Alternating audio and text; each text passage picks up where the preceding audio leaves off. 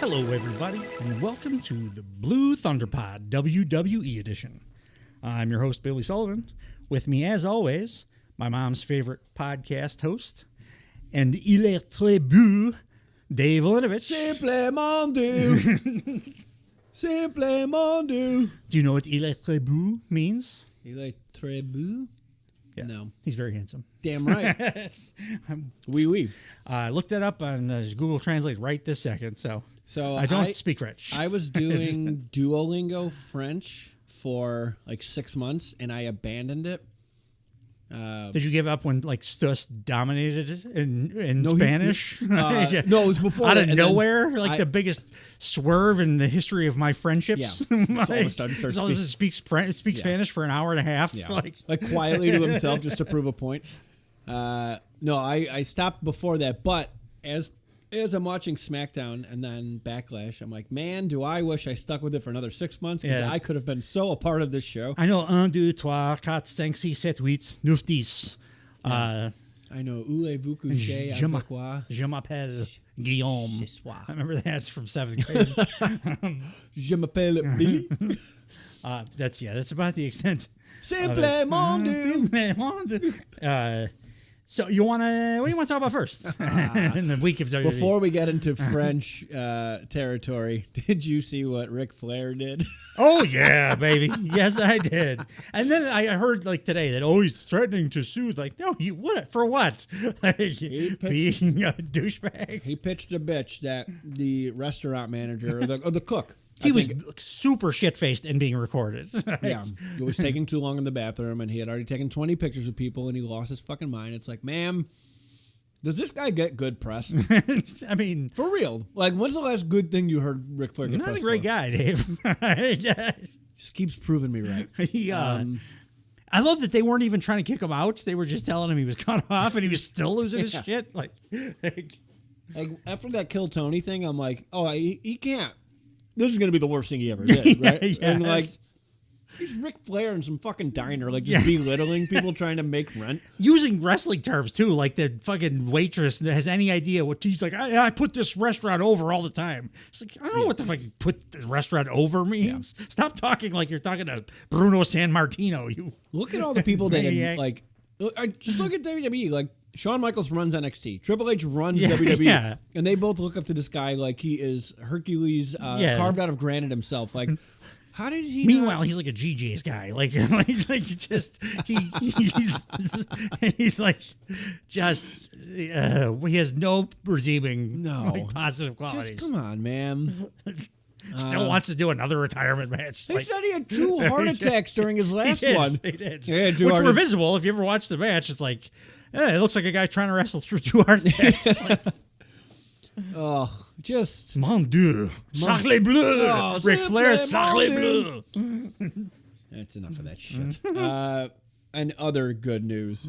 France, I think now... gets a WrestleMania. So, like, I always said Chicago is the best wrestling city. Apparently, Lyon, France is, like, by fucking far. I don't know how those people, there was some cocaine use or something going on. I've never seen a crowd stay that hot nonstop for 2.5 hours. At one point, I did write, they're getting tired. And they go, nope, they're not. Like, for Backlash, like, they were hot for SmackDown. Yeah. But, like, for Backlash, with the wrestlers were visibly, when they were coming out, like, holy shit, what's going on here? Yeah. Like Kevin Owens got like weepy looking and then did a thing that he never does where he like goes up into the like crowd kind of to like soak it in. Bayley looked like she was going to cry. Like it was unbelievable. This crowd, you telling me that they're going to do all, I think you said, right? All non-Big Four are going to be international. That's the best possible move. Like we need just more international wrestling everywhere. Like this last couple of years, it's just been so. I mean, out of Puerto Rico is not technically international. We just make them a goddamn state anyway. But like more just traveled wrestling because these crowds that don't get to see these shows, when they finally do, it's like orgasmic from them the entire time. And especially if it's in an arena. Yeah. So like when they go to Saudi and it's in like an open air stadium. You know me, I prefer arenas to stadiums. Like for wrestling, it just is better. For this reason, and they said like, this was the highest grossing event in SmackDown history. Yeah, that means they charged a goddamn ridiculous, because it was only 11,000 people. Yeah. So I mean, it's a sellout at 11,000, but like they must have charged like $200 a pop or something for that to be the highest grossing. Simple Monday. I was impressed by how many actual English chants. They knew every song too. At least every non Def Rebel song, every good one. Every song with lyrics. Yeah. They didn't just sing the part we all know. No, they sang the whole goddamn thing. The whole stadium sang the entire goddamn song. And they like musically had good timing because like when they were singing the Cody thing, they all knew when it was the right time for that to be the last lyric, and then all just cheer. Even though it wasn't necessarily the end of the song. They just had like good musical timing. This is me being super ignorant. Is France big soccer country? Yeah, everywhere is a big soccer country except us, Dave. Okay. See, I prefaced it with being ignorant. Yeah, they're big. But what I'm getting at is like these soccer football towns, and basketball. soccer towns, man. Yeah, They're on another level. Soccer's got the chant thing. They got down, another level. But we've seen it from the UK quite a bit, and like I was not expecting it from France though. No, I had no idea that there was. You think the French would be like turn their again? It's what American media has told me about the French all these years. I'm supposed to hate them for some reason. But I think like the French should turn their nose up to something as brutal as nonsensical as professional wrestling. No, they love it more than me somehow. Like, it was absolutely amazing. They and the card was a good show, by the way. The dark matches. Yeah. There were 3 dark matches. Rey Mysterio versus Carlito. All right. Jey Uso versus Finn Balor. And Cody Rhodes versus Shinsuke Nakamura. That was their fucking dark matches. On SmackDown? SmackDown. Jesus Christ. So as we have not been quietly alluding to, the crowd was lava hot. Sold out 11,101 people in the LDLC arena. Highest grossing SmackDown in history. And then they start showing the intros. They show Cody on the screen. Massive pop. It was like a Brock Lesnar came back in 2012 pop. Just showing him on the screen. What was cool too is like seeing how other countries, how not nationalistic they are. Because like America, if ever it's somebody wearing like a different flag all the time or whatever, like they're naturally just not going to be that over in America. Cody's like most Mr. America, his American Nightmare. He's got the Homelander gear on. He's got an American flag tattooed on his goddamn neck, and everybody's like, "We love you so much." Like in France, they don't give a shit. It went the other way too because they show AJ Styles, massive boo. Yeah. They were like more. They understood their job more than any wrestling crowd I've seen since like the 80s. It was such a stark difference when they came back to the United States for Monday Night Raw, and you're just like, you fucking. And it was a Raw that I loved, but I'm like, you lazy, stupid idiots. It made us do your job. Just not. It really, really made me. Second guess. I hate American WWE crowds generally. Well, not even more so. This now, I'm like, just do every show overseas. Yeah. Like after you start noticing Backlash last year, Clash at the Castle. Yeah, Clash at the Castle was awesome. This show, you're just like, fucking all out, all in. And in London. Again, it's not international, but it's close to international. Puerto Rico was last year Backlash, crowd. Yeah. Oh, it was Backlash. Yeah. I'm sorry. They show Kevin Owens and RKO, huge pop, dude. When they turn the strobe light, when they turn like the not strobe lights, the spotlights on inside the arena, the place went fucking ballistic over spotlights. That's for everything. I really, really, really like Kevin Owens and Randy Orton as a tag. I mean, it's almost a joke at this point that Randy Orton always should have been a tag wrestler. Yeah, that's what he is. Always what he should have been. But like, he just has a really good dynamic with a bunch of different guys, and the Kevin Owens one works wonderfully. Yeah, absolutely. And they look like they're having fun. Yeah, like they're not being selfish. Like Kevin Owens is always having fun. He recently said that he's like, I've had fun everything I've done in this company except for my U.S. title run. It was like everything else. Oh, really? I've had a great time. Yeah, that was like pretty. When he had 2 different colored boots on. Yeah. So the opening match was Bayley, Naomi, Bianca Belair, and Jade Cargill versus Dakota Kai, the Kabuki Warriors, and Tiffany Stratton. This went 8 minutes 27 seconds. A lot of talent in that ring. Totally. The way they came out was a little odd because they didn't announce them like fully one team, fully another team. Yeah. But whatever. Tiffany got a huge pop. Naomi, they all got big pops. Was Dakota Kai, did she be on the mic here or something? I didn't write notes for SmackDown. Not maybe after the match. She does at some point during these 3 shows we're talking about. Yeah. Dakota Kai gets on the Raw. mic and cuts a promo. Then I'm like, God damn, Dakota, that's great. On Monday Night Raw, she definitely talked. Oh, it's Raw. Okay. We'll just say it's a weird entrance order because I didn't note this correctly. Right when the match started, Bayley's in the ring. And the crowd does the hey Bayley. Which, full disclosure, by the way, I watched Backlash before I went back and watched this SmackDown. Yeah. So, like, my feelings about this SmackDown are slightly muted, despite it being like a super hot crowd and everything. The crowd for Backlash the next night was so goddamn insane that it made it difficult for me to like watch this very good crowd on SmackDown and get the correct vibes. Yeah. So if I sound like I'm understating stuff, it's just because I happened to watch a pay-per-view that I liked better than WrestleMania. Yeah. Right before. I mean, felt bigger. I felt bigger. Enjoyed it more. It was a match that when we did our picks, I was like, this is a nothing show. And after it was done, like, but look how fast we went through it, right? Yeah. We're just like, this should get its own standalone, but like for being a glorified house show, the crowd made it so fucking special. So much in wrestling. That's why it makes the wrestlers work harder too. Yes, it makes them just do better.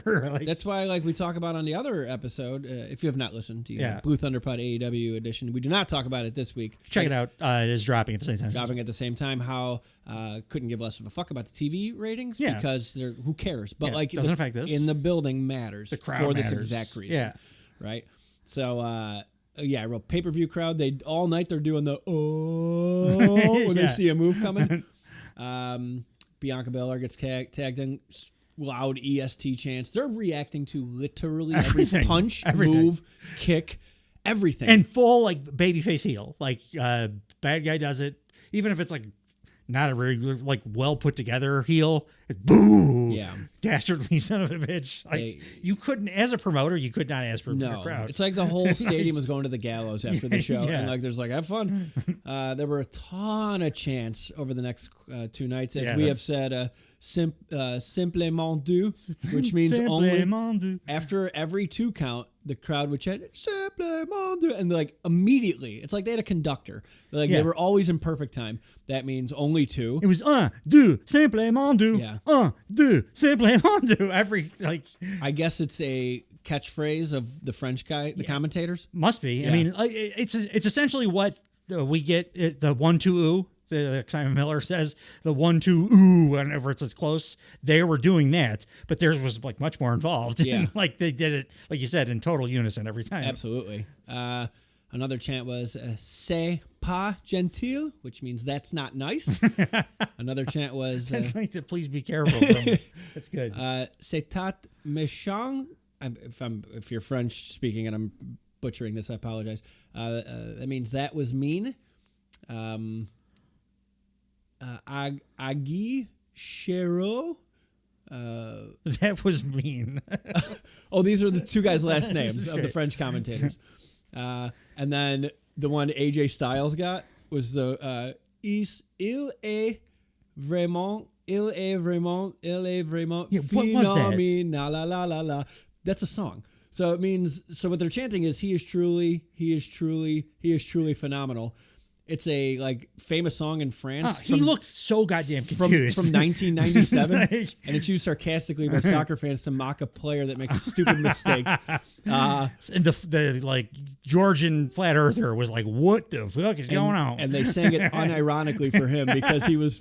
And then il a raison, which means he is right. And they chant it during the RKO show. But Simplement deux is the big one, and then il est vraiment. I don't remember the cadence exactly, but AJ Styles could have been knighted after. Yeah, absolutely. It was so fucking funny. Other spots in this match, whatever. Tiffany Stratton does that dope cartwheel that sets up the Alabama Slam that looks awesome every time. Because it is. You don't see a lot of women doing the Alabama Slam either. No. It takes a lot of upper body strength. You could tell, too, because some of the women don't know how to take the Alabama Slam either. They have to keep their bodies rigid for they it. end up hardcore Hollying themselves. Yeah. They look like they're like literal, like large, like body pillow being thrown. I wrote Jade looks like a monster, and Jade and Bianca Belair together look like they're beyond unbeatable. Yeah.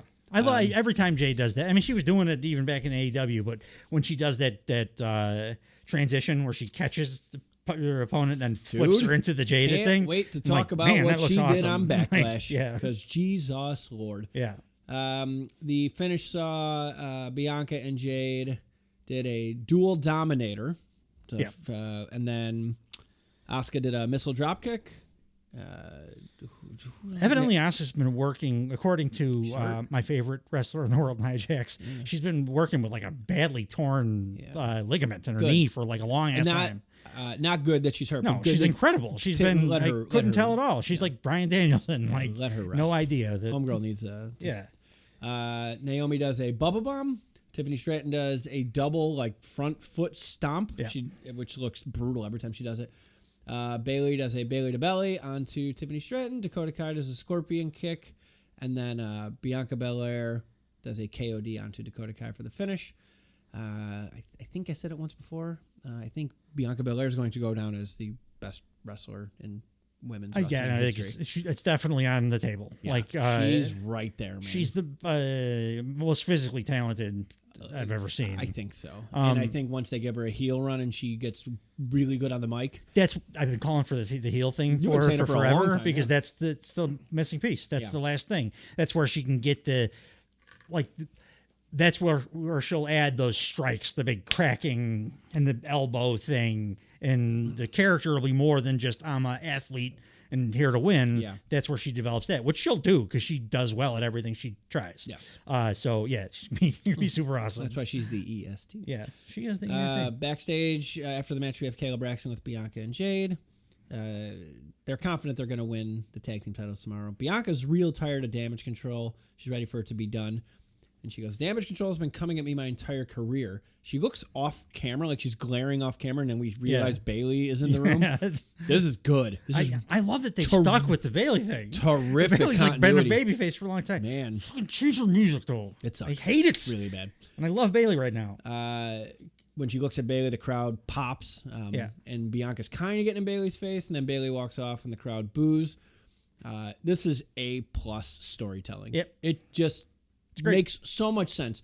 This person ruined my goddamn life a couple years ago, and she's never fucking atoned for it. And and just because you turn babyface doesn't change the fact that you did what you did, and you haven't even apologized. Like, couldn't wonderful. say more great things about it. They recap. Sorry. I'm sorry. I just a question. It's actually an opinion I want because I just thought of this. Are they going to turn them heel as a tag team? Because they should. Of course they are. Okay, good. Yeah. Okay, yeah. Because they're going to be two dominants, right? And then start like, okay, good. Because who's the big, who are heel ladies that they could fight? I think they're much more benefited. I think they're it's more scary dominant tag teams. But there's no one, like everyone would fight from underneath them anyway. Yes. So like just make them heels. Yeah. And like keep bolstering. Plus then we get the Bianca heel turn that I've been back and forth for a year. Yeah. Fuck yeah, dude. They recap the Carmelo Hayes Cody match from last week. It's awesome. That nobody cheered for because there were a bunch of dumb American WWE fans. I love international WWE fans. I just hate American WWE fans. Backstage, we have Nick Aldis. By the way, Nick Aldis quietly becoming he's coming up on Angelo Dawkins as my favorite wrestler. He's awesome. So he's awesome. I wish he would wrestle though, because he's a good wrestler. Yeah. I watched him at the original All In. I'm like, this guy's good. He had a great match with Cody. Yeah. And he's 35, and he's just a GM. He's too great old. GM. He's too old. 35's too old. He's like 7 years younger than Damian Priest. Yeah. There's been this thing going around on the internet that one of the Golden Girls is 41. Like from the show Golden Girls? Yeah. One of them's 41. Like during the show? Like no, like her character on the show, she's 41. Oh, Jesus Christ. Yeah. Really? And she's a golden girl. What? I'm 44. I'm almost 45, Dave.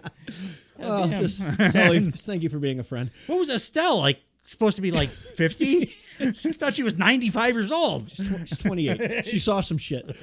Aldis is happy to have Carmelo. Nick Aldis is backstage with Carmelo Hayes. And, I guess people did look way older for their age back then.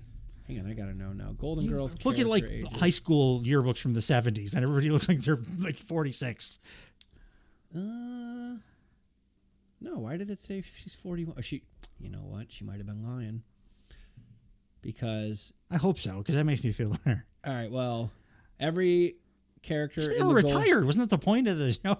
Yeah, Really in a retirement community? Yeah. Now that when I said it, I'm like, there's no way that's fucking accurate. I'm sure they were all younger than what they were playing. This is me not thinking when I see something I think is cool.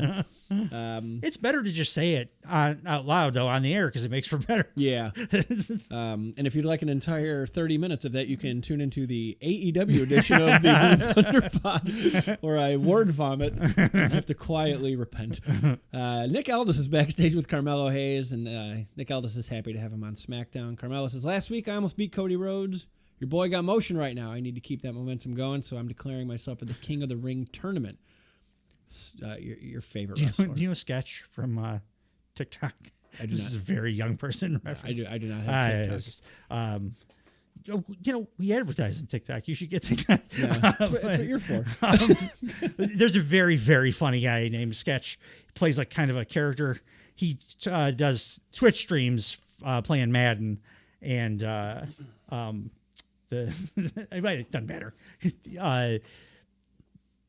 What was the line that all this just said? It was boy got motion. Motion. Right Yeah. So Carmelo Hayes was saying that. His partner, Sketch's partner guy, was like, when was the first time you were like, man, I got motion, twin?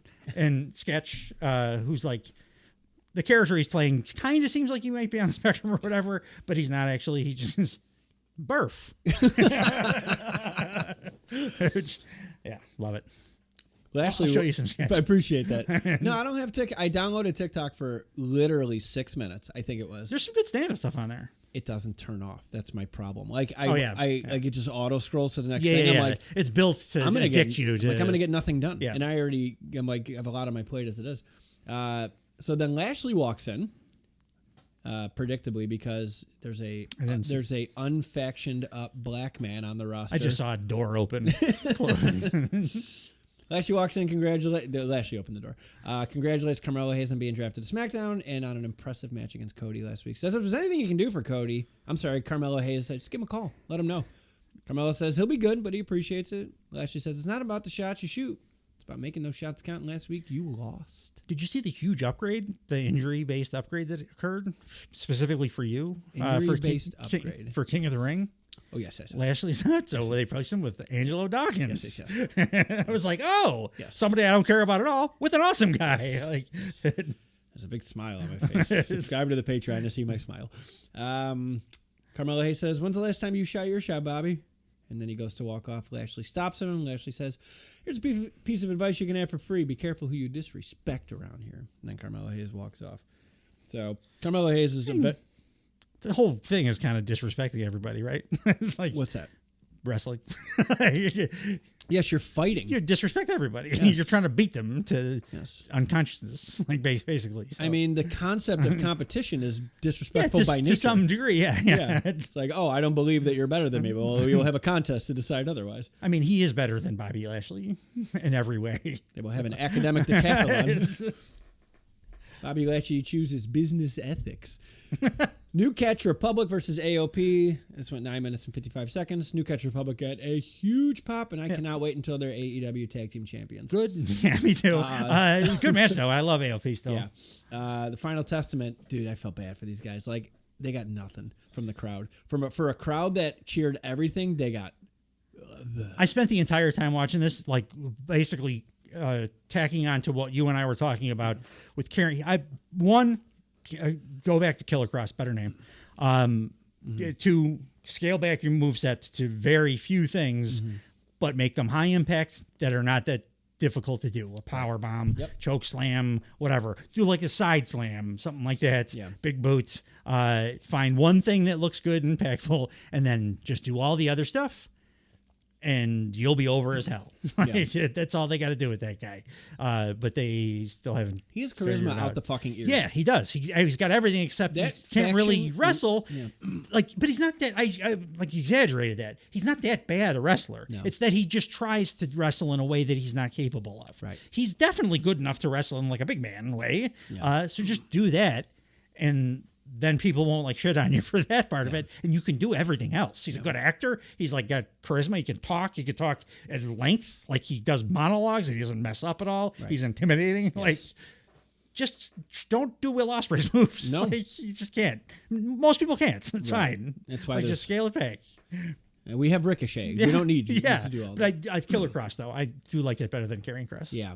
I mean, this group looks cool. They look like in a 80s like Mad Max type movie where you're like trying to find shelter and you stumble upon these guys in a town, and they all like play a role. And They're in theory, it works too because distinctive. authors of pain are like awesome, scary in-ring guys. They're the big heavies, yeah. That need a mouthpiece, and Karrion Kross can do that. Yeah. The Paul Ellering part, I don't. Carries the Bible. Not sure Totally what that is. carries that book. I don't like again. I think he's an android or something because he looks the same as he did in 1986. So, but yeah, Karrion Kross should be the talker. Yeah. And I mean, they haven't really booked him to do much. So if you give them a couple of good stories, I think they could get pretty over. I hope so, because something about him, man.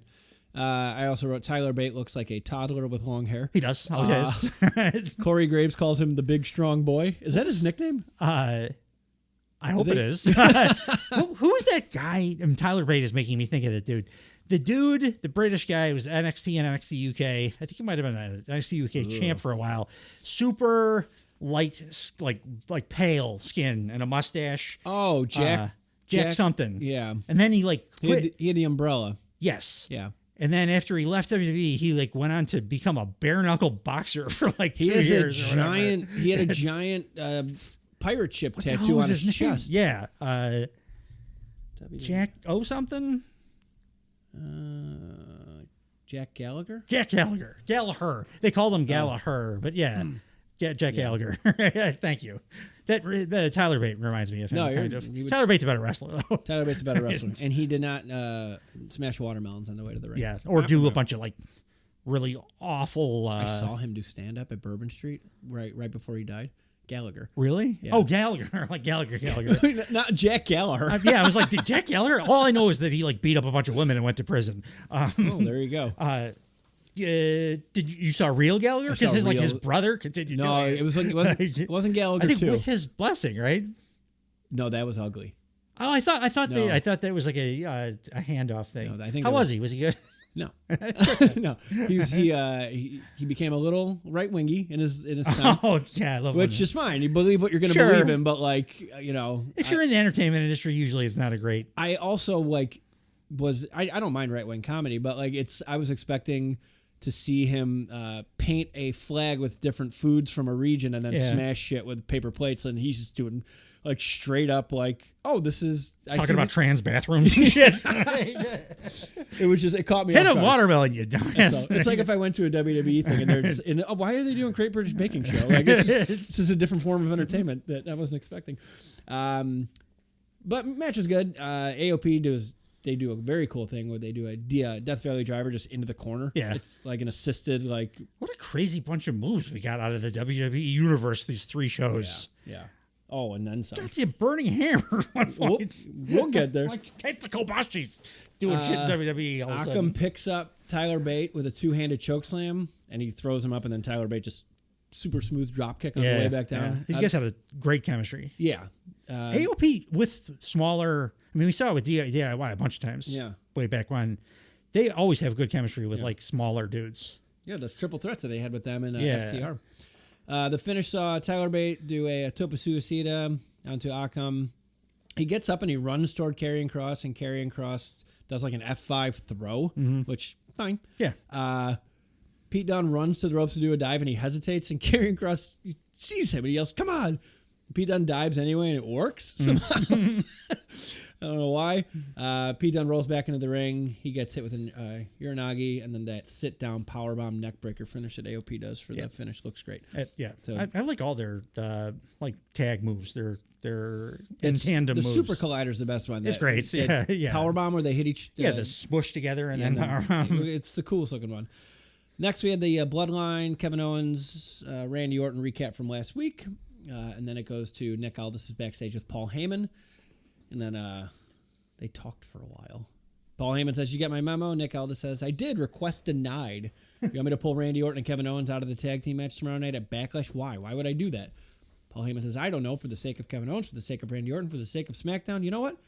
I've tried, and I've tried, and I've tried with you. Leave him in the damn match as far as I'm concerned. Okay, what happens to Randy Orton and Kevin Owens tomorrow night is no longer on my conscience, Mr. Aldis." I kind of feel like he really wants to protect them. Like, I think he doesn't trust the Bloodline at all at this point. That is a obvious thing there.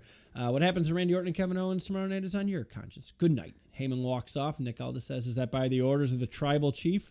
And Heyman walks back into frame and he goes, "That's not funny." That's not funny. Nick Aldis says, "Well, all communication to the Bloodline and Roman Reigns must go through Paul Heyman. Are you in charge?" Heyman goes, "There's a difference between being in charge and being in control. I haven't even spoken to Roman Reigns since WrestleMania." And then his eyes widen like, "Oh, shit, I shouldn't have said that."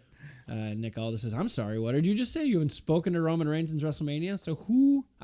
So when Roman Reigns pulled himself out of the WWE draft..." Roman. Heyman says, "Roman Reigns did not pull himself out of the WWE draft. I pulled Roman Reigns out of the WWE draft. You have to understand what's going on here. I had no choice. I cannot subject Roman Reigns to the chaos that's going on within the Bloodline right now. And you can't subject Kevin Owens and Randy Orton to what awaits them at the hands of the Bloodline tomorrow night." Nick Aldis says, "Well, you know what, Paul? If you can take it on yourself to pull Roman Reigns out of the draft, why don't you try pulling Randy and Kevin out of the match at Backlash? You can try right now on the RKO show. It's up next." It's going to be interesting seeing Paul Heyman as a babyface manager when Roman comes back. Yeah. I mean, I think he could do anything. He's one of the top 2 or 3 best talkers in wrestling history. I think he should, when Roman Reigns comes back, be holding an Emmy Award. Yeah. Because Jesus Christ, is he good? He's incredible. Like, he's a good character. He's absolutely a good character. Actor. I love Paul Heyman. RKO. Oh, sorry. No, I was just gonna say the only thing I ever in his whole career that I haven't liked was that he didn't pay out his wrestlers in ECW on time. But that was just because he was a bad businessman. And they now all sing his praises. They all love him still. Yeah. Well, he's the best wrestling mind. Yeah. As someone else says on another show, everyone has to sacrifice. Yeah. We got the fucking tribal chief. Roman Reigns sucked ass forever until Paul Heyman was like, "Can I have a try?" Yeah. And then he became the best thing in wrestling for like 4 years. It was pretty great. In ring, we have the RKO show. As we mentioned, the crowd was singing every goddamn word of Randy Orton's song, which fucked the mixing up because you could tell usually they'll pipe in fake noise and then between the live mic and the crowd. It was a little. You're messing up our bullshit here by being a great crowd. A little wonky for a second. Kevin Owens comes out speaking French, which is always a crowd pleaser. I wonder if people are because I've heard that the French are a little snooty about, again, who knows, this might be bullshit that we learn just because we live in America. But I've heard that the French will get a little weird about French Canadians speaking French because I guess the dialect is so different that they kind of it sounds like Eddie Kingston would sound to us, basically. It sounds real blue collar-y. Yeah. When I went to France, I was in Paris and I was trying to order ice cream, and I don't speak French. So I get up there and the lady's speaking French to me. She goes, da, da, da, da. And I go, and she goes, "English?" And I go, "Please." She goes, "What would you like?" They speak English everywhere these days. But my entire experience in France is I got zero snooty vibes out of anybody we ran into in the entire fucking. So it's just bullshit that American media has told us for a million years. Dude, that's everything. Where you're like, "Oh, these people are like this over there." It's like, when have you been there? Have you talked to anyone there? Because, I don't know, I travel every weekend in multiple states, and I don't see what I see on TV. Same. Every time I travel anywhere, I'm like, oh, everybody's the same. Yeah. And it's nothing like I've been told. No. No. So so I don't know about French Canadians. That might be a very specific thing that got under the radar a little bit, but I don't know. Sorry, Kevin Owens was doing his French talk. No, I was trying to remember. What is it? Demaison two? What, count to two? Do? Simplement do? Simplement du. Yeah, Kevin Owens just starts talking French in the crowd. Kevin Owens and said Paul Heyman repeatedly called him to be a guest on the RKO show, so they're having him, and Heyman comes out. Heyman gives himself a hell of an English-French hybrid intro. The crowd is going fucking crazy for this guy. He asks if he can come in the ring. Kevin Owens says to Randy Orton, Randy, if you say he can come in, you can't just RKO him right away. And Randy's like, not right away. I'm more of an out of nowhere. That's my favorite Randy Orton thing he said, maybe ever. Yeah. He's like, I'm more of a I don't know where kind of guy. Which played into tomorrow. Yeah. Right? So like we know he does that, but like once he did it, you're like, son of a bitch, he called this last night. Paul Heyman says, ladies and gentlemen, there will be no RKOing this evening. I liked, as soon as he came out, the crowd just did, ladies and gentlemen, my name is Paul. They all did the thing, like his whole thing. Yeah. Great crowd. There will be no RKOing this evening. Randy Orton says, I beg to differ. Kevin Owens says, Paul, I've never met a man who talks so much yet says so little. So please, what do you want? Paul Heyman says, I understand why you would doubt a man who has very little conscience whatsoever. Crowd chants, we want Roman. They're so perfect to fit the story too. Yeah. They did the we want Roman, and Heyman, being Heyman, thinking on his feet, was like, he said, trust me. He said, more than you'll ever know. I want Roman too. I came out here for a very simple reason. I have great respect for you, Randy Orton, and you, Kevin Owens. When you stepped into the ring with Roman Reigns, it was competition. There was a title on the line, and I understood, just like you understood, that whatever Roman Reigns had to do to defend his title is what Roman Reigns was going to do. But the rules with Solo Sikoa and Tama Tonga are a whole lot different. Do yourselves, do SmackDown, do WWE, do these people, do your families a favor and back out of this match now, please. Randy Orton goes, absolute biggest piece of trash in this industry trying to tell my partner and I whether or not to take a match. Kevin Owens says, Paul, I don't think you're in any position to give anybody advice considering how everything around you is falling apart. Randy goes, that begs the question, Paul, who exactly is the real tribal chief? And the crowd's going, whoo. Paul says, you put me in a bad position. I think the whole world knows there's only one tribal chief, and he gets cut off because Solo Sikoa and Tama Tonga attack Orton and Owens from behind. The four fight in the ring and then out of the ring. The crowd's English is so good that they are like catching stuff on the fly in English and then responding in English too. Yeah, that's a good point. Americans are so dumb. We all only know one stupid language. Everybody else knows their language and then also English. Right. There's a new Taco Bell Cantina menu. Anyway, backstage. Yay, America. The Street Profits are backstage just hyping their title match. I started writing it down, and then I'm like, they didn't say anything, but I enjoyed watching them say it. Yeah, because the greatest wrestler on planet Earth was on the screen. LA Knight versus Angel. Yeah. Did he get plugs? LA Knight's hairline seems to have moved forward. Why do you got plugs? It'd be a quick healing time. I mean, I know they're really good these days, but he kind of had the Rock pineapple hair like 3 weeks ago. Yeah. And on this show, it was like regular. Like, maybe he got maybe he got a merkin. Just put it on his head. Put some pubes on his This only went 6 minutes, 18 seconds. LA Knight got the biggest pop of the night so far. Yeah. Jesus Christ, is he over? Like, I don't like watching him wrestle. No, I don't understand it at all, except that I like to say, yeah. But no, they love him. I love him everywhere. Yeah, everywhere. Match was there. BFT for the W. After the match, LA Knight cuts promo. Let me talk to you. Yeah. All around the world, it's the same song. Another SmackDown, another dummy dropped on his head. 3 the hard way. Now, if I wanted to be cliche, I could say this is my ring, right? I ain't going to do that. Instead of me saying this is my ring, no. I'm going to make this my ring. That's such a Stone. He's doing the Stone Cold thing. Of course he's And he does the Rock thing later, too. It stands out more and more the more I watch him. Like, you're just doing both of those guys. It's like when I talk here, I'm just doing basically whatever Opie and Anthony episode I was recently You're watching. Like inspired by. Like he's just doing the Rock and Stone Cold from 1997. What do I mean by that? I am now officially entered in the King of the Ring. Santos Escobar interrupts. It's impressive. You just keep talking and talking and talking. You keep running your mouth on and on. Because the King of the Ring, while you're busy running your mouth, I'll be busy winning.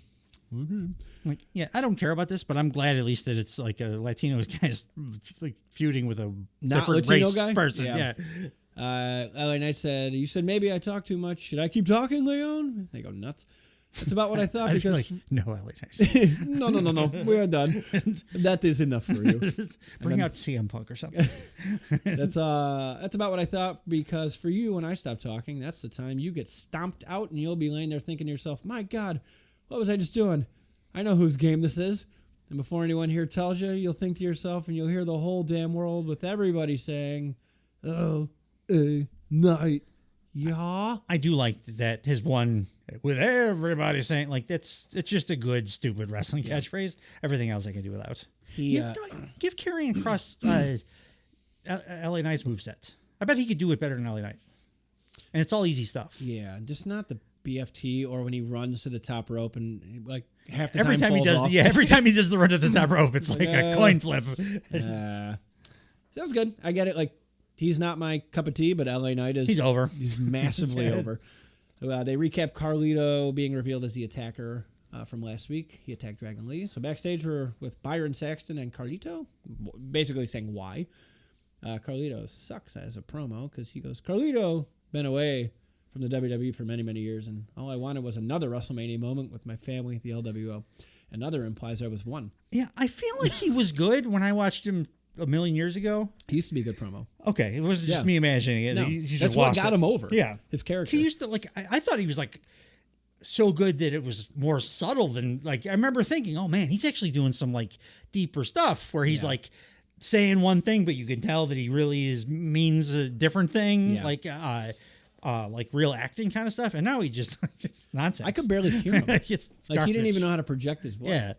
He goes, so when Ray challenged Santos and Dominic to a match at WrestleMania, I figured he'd make the right choice and choose Carlito. Instead, he chose Dragon Lee, someone who's been in the group for, 5 minutes? That's not cool.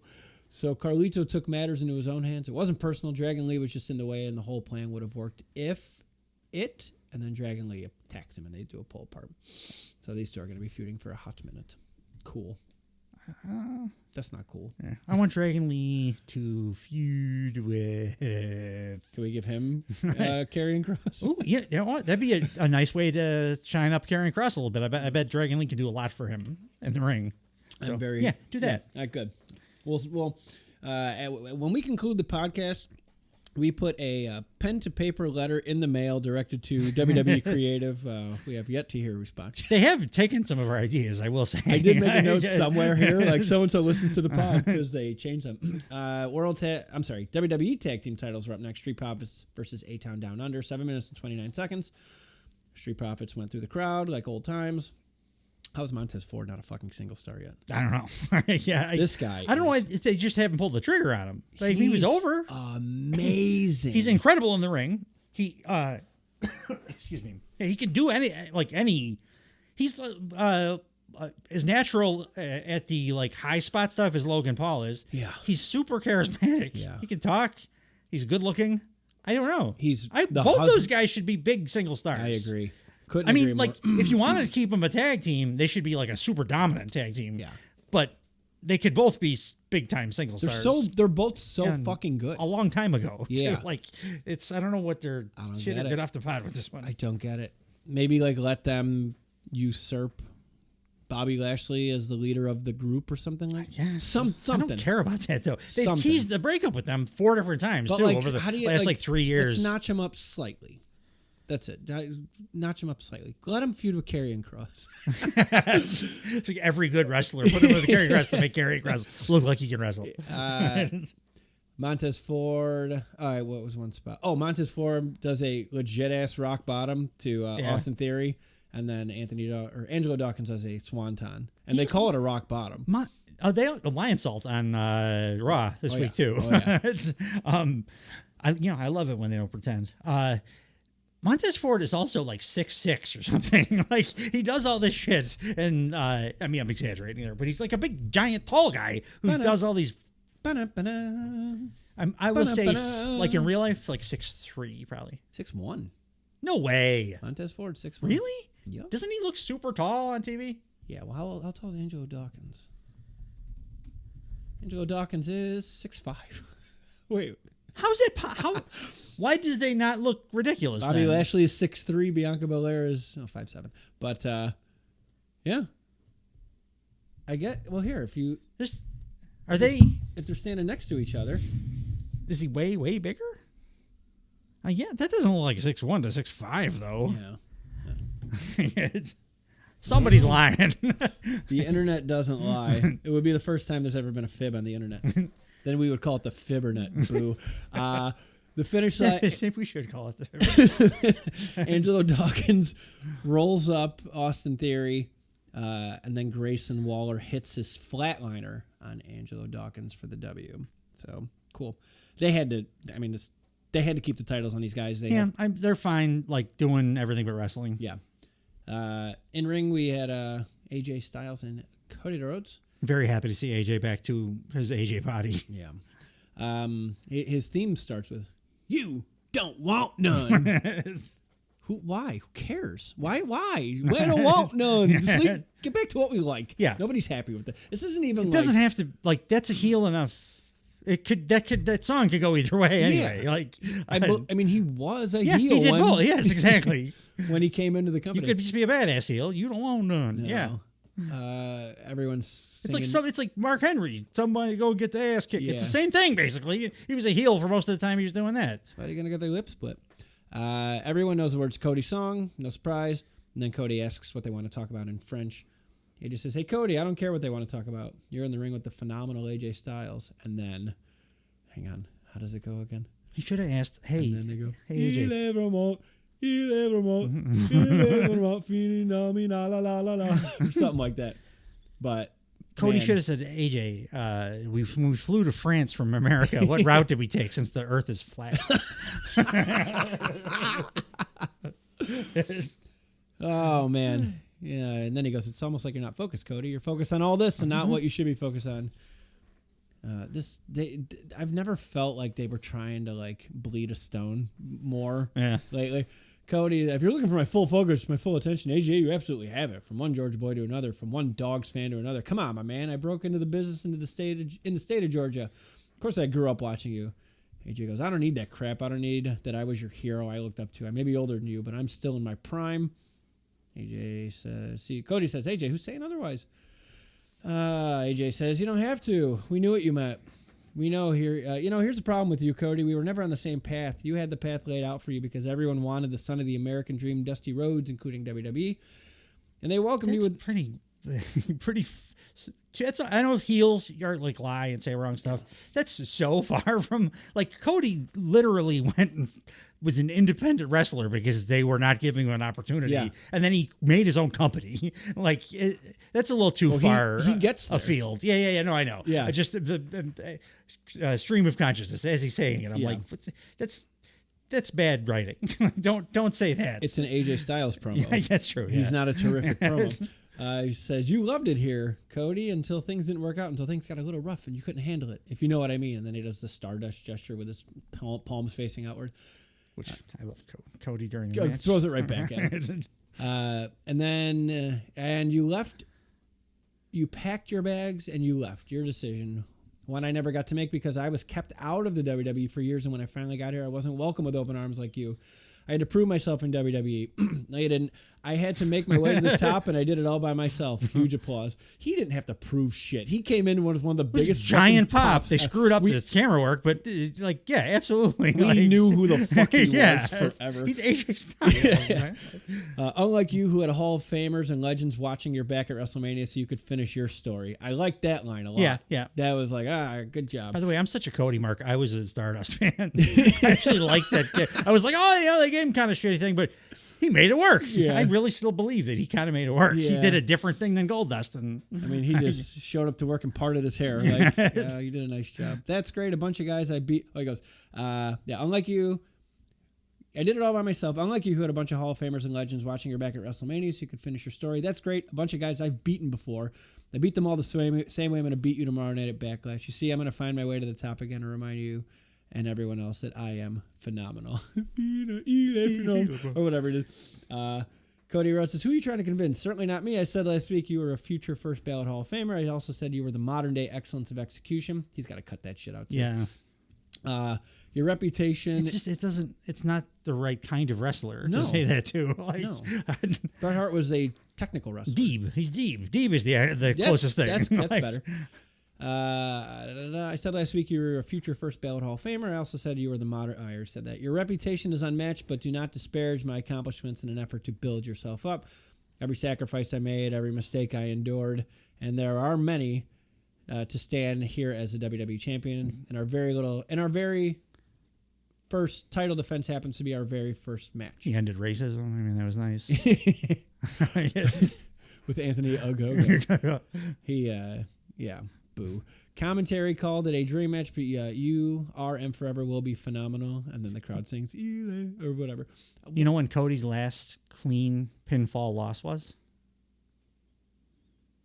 Was it in WWE? No. Did Anthony Ogogo? Ladder match, Sammy Guevara. Oh, when they did the unification? On the way out, yeah. Cody's got to start humbling himself. There was a list, a super shocking list I saw today of all of the top stars, like even kind of mid top to top, and when the last time they lost fully clean, pinned, and like every one of them was like 2022. Yeah. It's crazy. Well, you got to keep your tippy top strong, I guess. But tomorrow I'm not looking at you as phenomenal. I'm looking at you as my first, and that's too sweet. And then AJ smiles, offers the too sweet sign. Cody goes to reciprocate, and AJ slaps the shit out of his face. He slapped his face. And then we see a backstage brawl with the Bloodline and then RKO to end the show. That was SmackDown. Yeah, it turned out that the Cody AJ build was not great. And what we found out was if you have a molten hot crowd and two super great in-ring wrestlers, doesn't matter. No, like, you can still have a motivated, awesome wrestlers.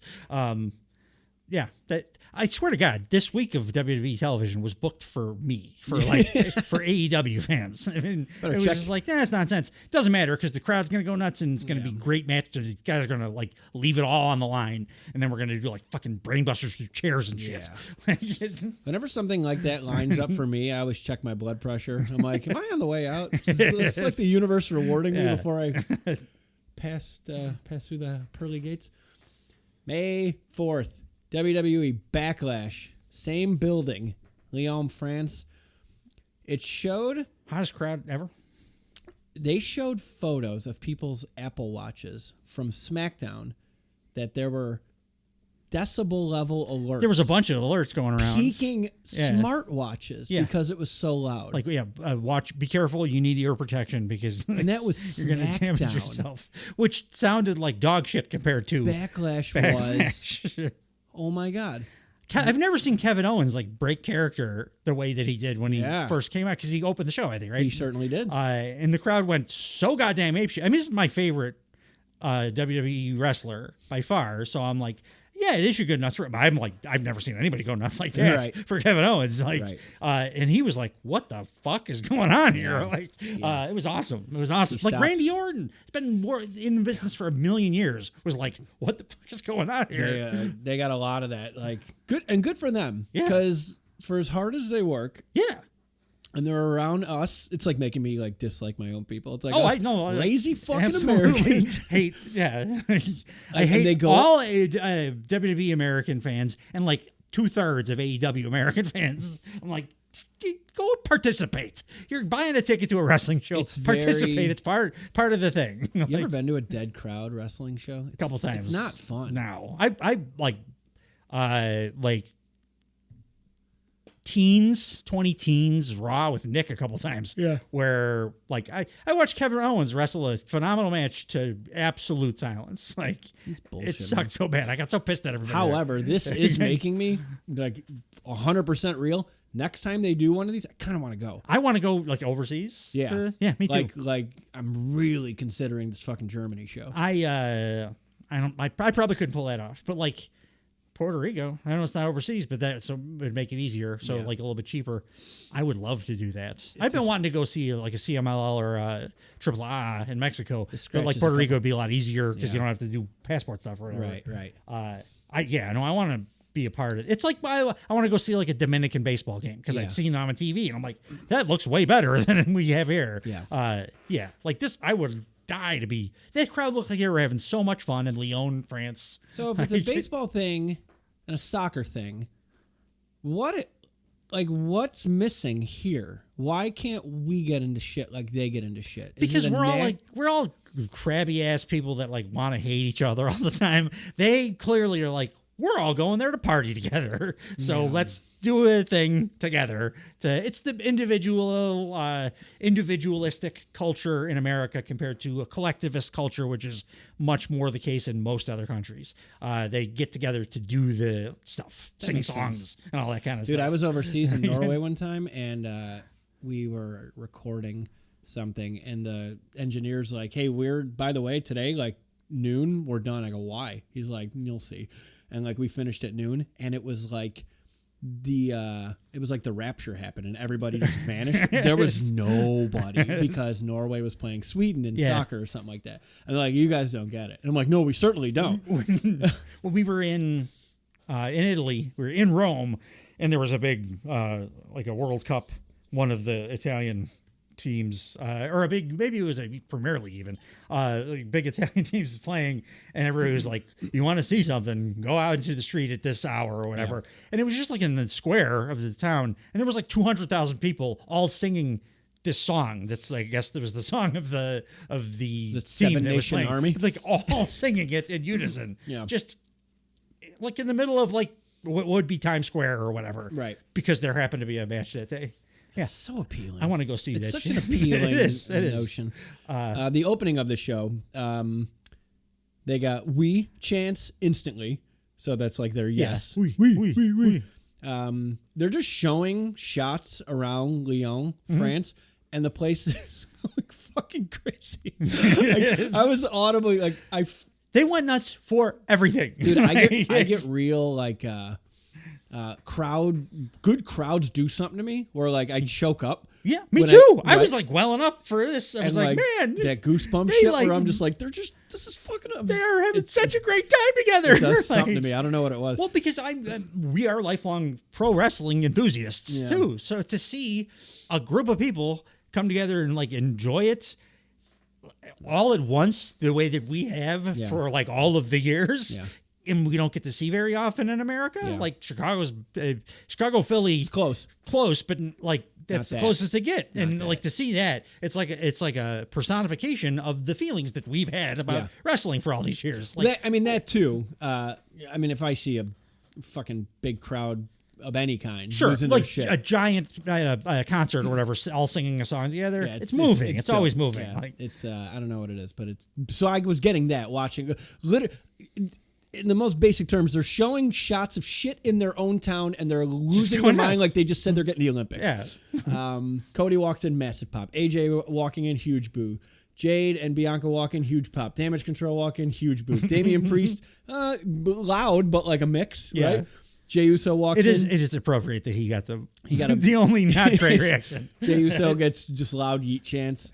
And then again, the spotlights go on, and the place goes fucking crazy. Yeah. And then forever and ever till the end of time, when the guy is about to start the pay-per-view, he's like, and now. It's just the greatest. Yeah, it is. It means the pay-per-view is about to start. I think if we could put Ricochet's in-ring talent inside Jey Uso, he might be my favorite wrestler. Yeah, we'll get to it. I broke a rule I've still come around on his everything but the wrestling parts. Yeah, I've broken a rule. Randy, you watched? I watched the match. I watched the Jey Uso match.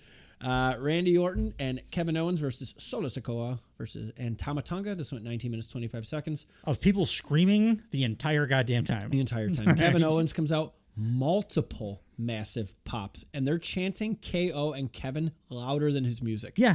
Like he stops and they had to like restart his music because he was like soaking it in for so long, and they just didn't slow down. Like you had so by the way, we didn't mention this for SmackDown. It was the same stage setup as it was for Backlash as it was for SmackDown.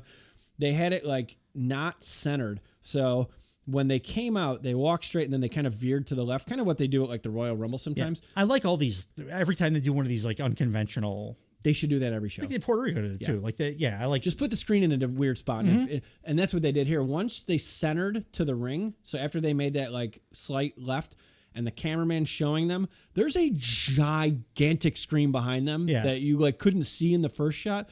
It was just such smart stage layout. Looks great. It looks super special. Randy Orton comes out.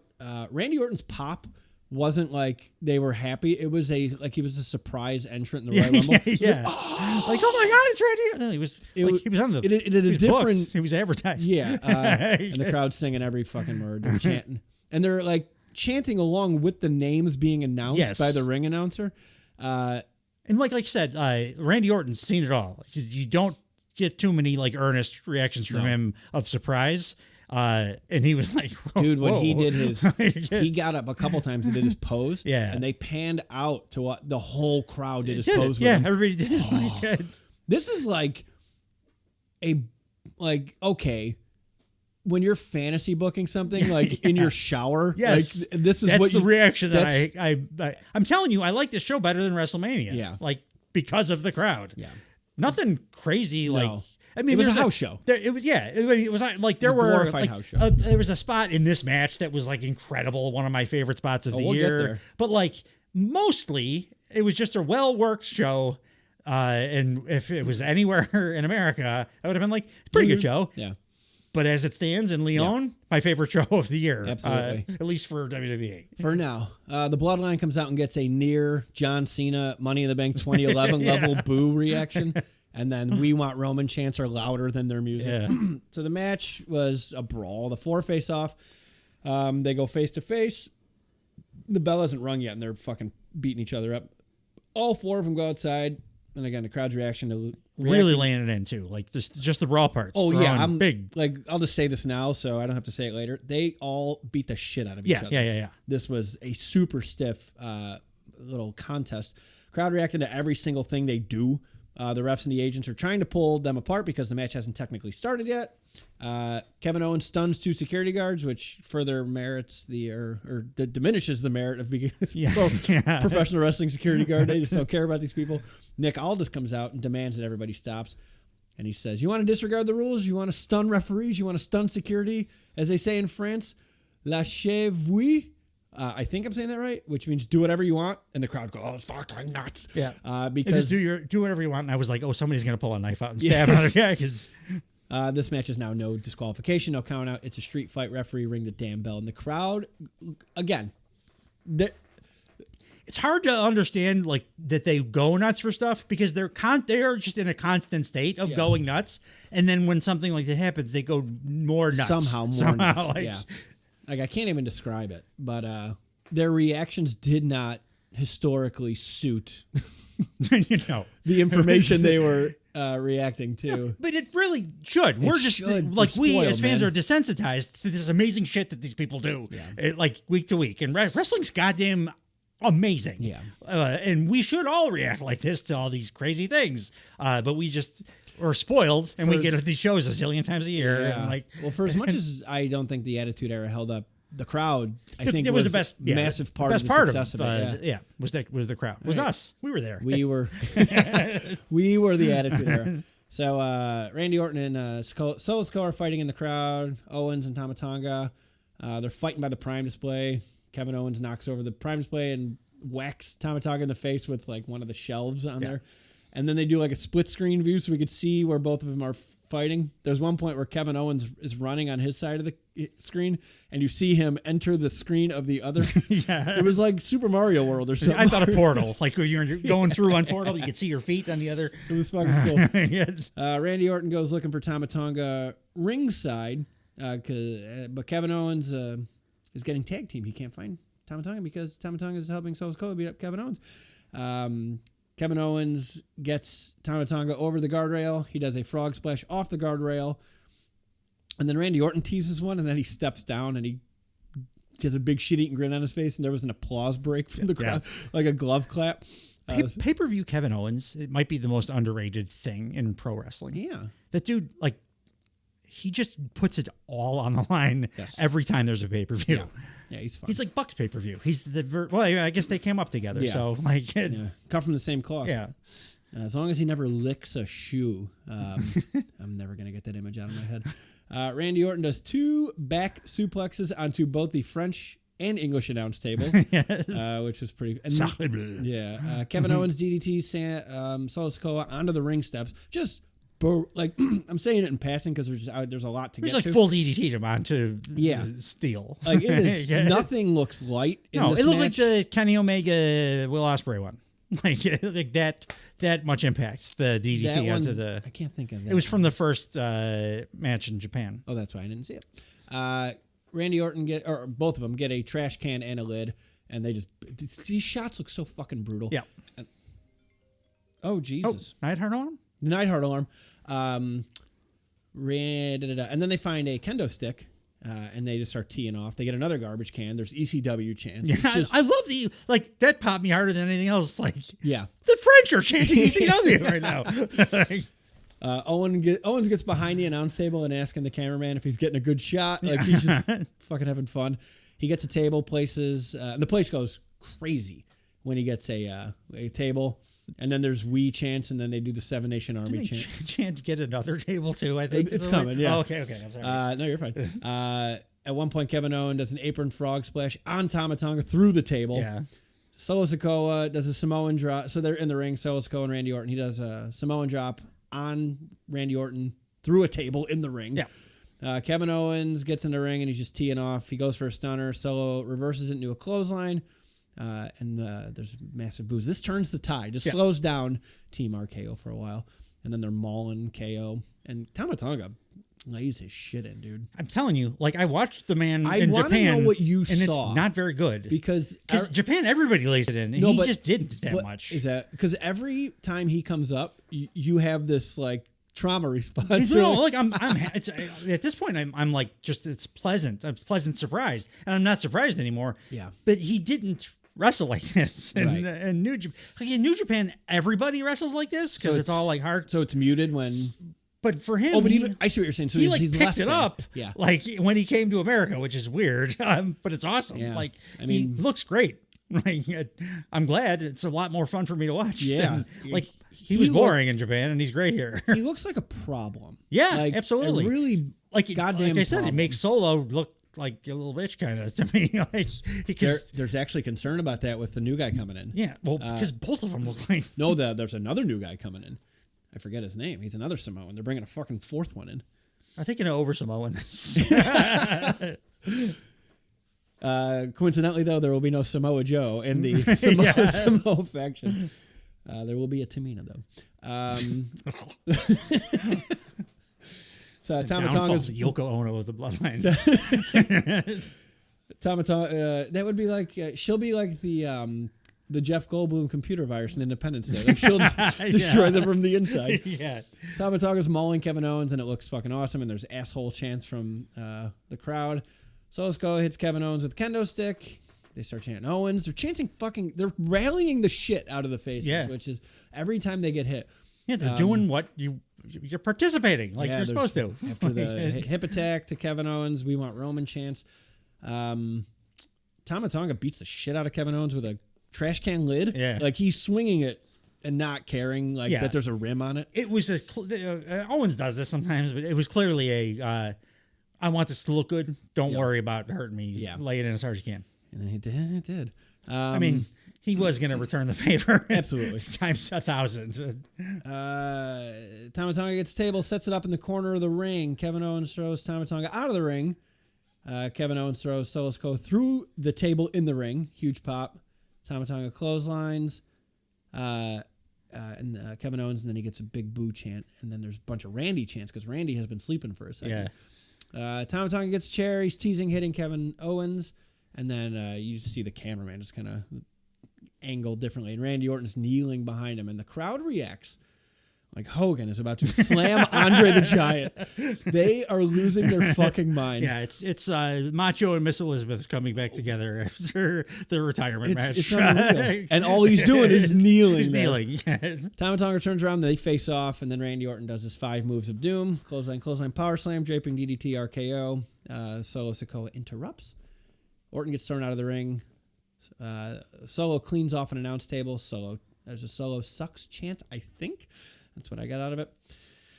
I wasn't even trying to decipher half of them. No. Solo and Randy are on the announce table. He teases a Samoan spike, but it's turned into an RKO on the table, not through the table. Owens hits Tama Tonga with 4 chairs. And after he hits him with 1 chair shot, he sets up the chair. Chair shot sets up the chair.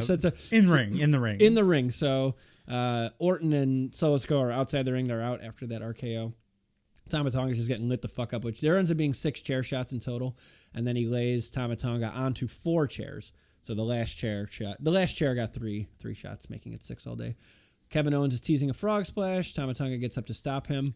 And then the spot that you probably lost your fucking mind at. The only spot that, like, only big high spot this year that I would put ahead of this one is Darby going through the glass from 35 feet or whatever up. Because that's, like, he tried to kill himself.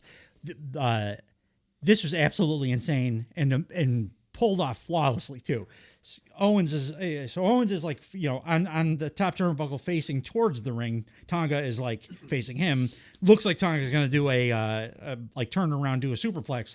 And Owens, one of the coolest parts of the move is the way he locked in like the fisherman suplex hold. As soon as he did that, the crowd was like, "Oh shit, he's going to do it!" And they went nuts just from that. He did doing that, and then he proceeds to lift him up and goddamn brainbuster him through the chairs in the ring. I've never seen that before. No. It's unbelievable. And when they showed it on replay, clean as a whistle. Yeah, it was perfect. It was like perfect. And Kevin Owens is he's my boy for a reason, but like, Jesus Christ, that was incredible. Yeah, it was.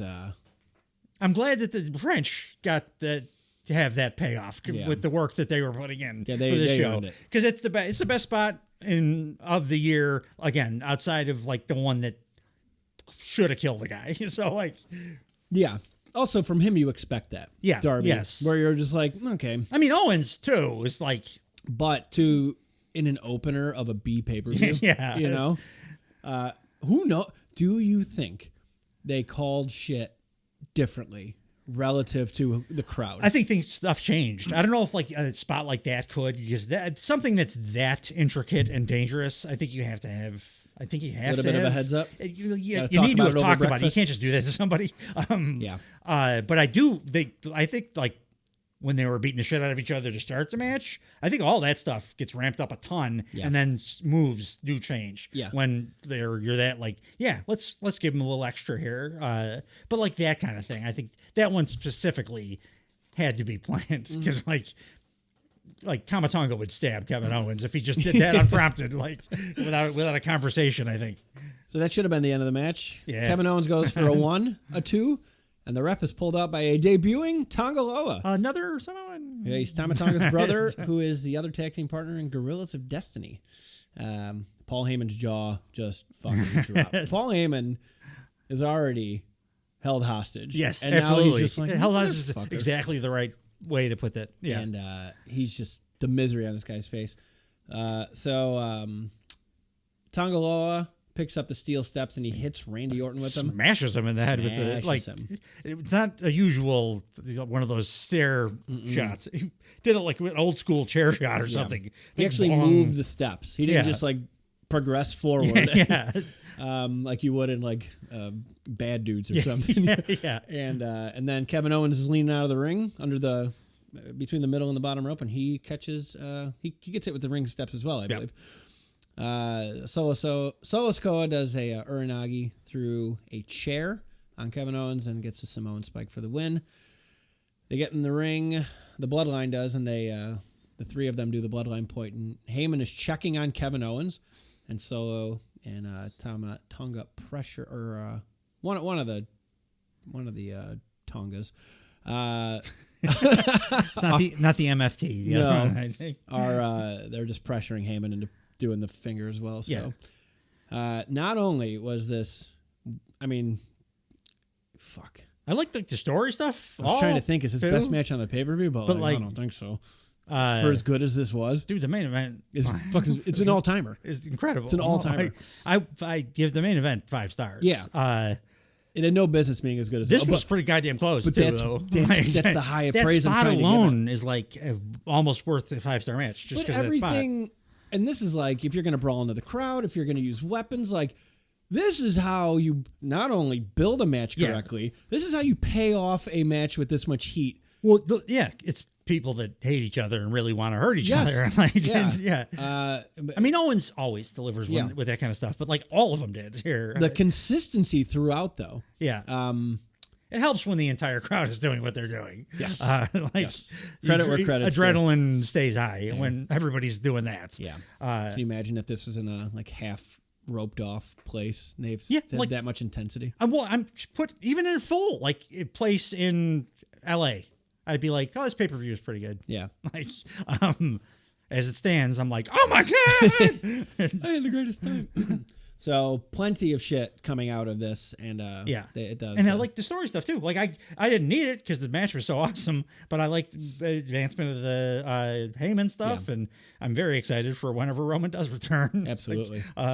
It's great. Next, we had the WWE Women's Championship match, which was Bayley versus Naomi versus Tiffany Stratton. This one 13 minutes 10 seconds. Tiffany Stratton gets huge pop. The crowd, Naomi's Tron spells out Naomi. They're spelling along with her, and they're chanting something monosyllabic. I thought it was like go or something like that, but I think they were saying a French word. They do it. They say a lot. They do a lot of like obvious stuff. Mm-hmm. It doesn't matter because it's awesome. But like you said, like when they're spelling a name out, they'll say all of those. Or when the announcer's announcing somebody, they'll also announce it along with the announcer. Begs the question: why don't we fucking do that? Because like we suck. But like this should be the template. Like when you buy a ticket to a wrestling show, you should get a free download of this pay-per-view and be like, hey, you have to show up like this. Because like, I need American audiences to understand that if you do that, it also makes it way more fun for you. And like you get it occasionally on a really good AEW pay-per-view. But even like that, as great as Dynasty was. Yeah. The crowd wasn't, it was super hot the whole time, but it wasn't nonstop hot like this. No. It wasn't going nuts for everything. No. Like this. Well, nothing in history. Like, this is, I think, best crowd in the history. Yeah, I think so too. Yeah. I think so too. But yeah, they're spelling it out. Also, too, ton of cell phone lights on. Yeah. I missed that. It looked amazing. Remember how awesome it was, the flashbulb era of like, that was the other favorite thing about the Attitude Era was the flashbulbs every time there was a big guy spot. And yeah, like the lights, that adds a ton. It made that hype video that My Sacrifice by Creed made punch it up quite a bit. Bayley chants are very loud. Huge. And then when she goes into Bayley, that too. And the crowd's chanting along with Samantha Irvine. Yeah. Bayley gets a molten hot pop when she... I like also that they now seem to permanently be doing the Samantha Irvine in the ring. Yep. Announcing like camera on her face while she's doing it. Yes. Because that was great at Mania and it seems like they're sticking to it. Yeah. So. It also makes Samantha feel very special. Yes, it does. Like, she's working her ass off. Yeah, she deserves it. She's very good at her job. And then, as you had mentioned, hey, Bayley. She's singing along with them. Yeah. And, like, she's visibly moved. Yeah, she can't stop. She can't stop smiling. Yeah. And then the French people add another note at the end of that we don't do here in America. Yeah. I'm like, these fancy motherfuckers. And then Bayley stops it by just applauding. And which is smart. Like, is that would have went on forever? Yeah. And then there's Tippy time chants. Plus, they're smart enough to realize, oh, she wants us. Cool. Okay, we'll do something different. Yeah. Americans would be like, what? What? Not a what chant in the whole fucking show. Yeah. Also, I was happy to hear Naomi listens to our Booth Thunder pod because Homegirl looked fucking great in this match. She did. She did. Great. It was the best match she's had since she come back. This is my favorite match I think she's ever had. Unless I'm misremembering, I have memories of her being very good in the ring, but prior to leaving. But this is for sure the best one she's had since. I'm willing to go back and watch her because she converted me here. On this performance alone, everything she did looked awesome. Well, it was nice and fast. You get motivated when the crowd is doing what they're doing. Right. Yeah. Well, that fucking sucks if you need this level of enthusiasm to have a good match. Maybe it'll propel her on to, realizing right. That's what I'm supposed to be doing all the time. Yeah. During the match, it starts out with a series of arm drags, and Tiffany Stratton's just out. I wrote out athleticisming Naomi. There's a series of roll-ups, and this is when we get the crowd start to chanting, Simplum, Simplum, Simplement du. That's it. Like a billion times. Simplement du. And then Bailey smiles and she mouths, I don't know what you're saying. Yeah. And she keeps going. And they did it as loud as you could do it, nonstop for like several minutes. Yeah. 7,000 times throughout the show. To the point where you're just like, oh, is this like hurting the show? And it was a little tiring there for a second, but like I want to go watch it again already. Absolutely. Tiffany Stratton does a fucking stomp. So Bailey does a sunset flip on Naomi, and Tiffany Stratton double stomps Naomi. It just looks so fucking good. I want Tiffany Stratton and Bianca Belair to have a 60-minute Iron Woman match. Yeah. Best of 7. 60, that's 7 hours of wrestling. There you get 2.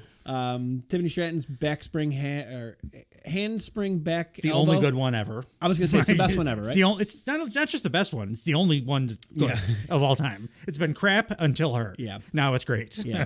As we mentioned, that cartwheel into the Alabama Slam. As where Naomi started to impress me. She does a spear under the middle rope to the outside. She does a blockbuster from the guardrail to the floor.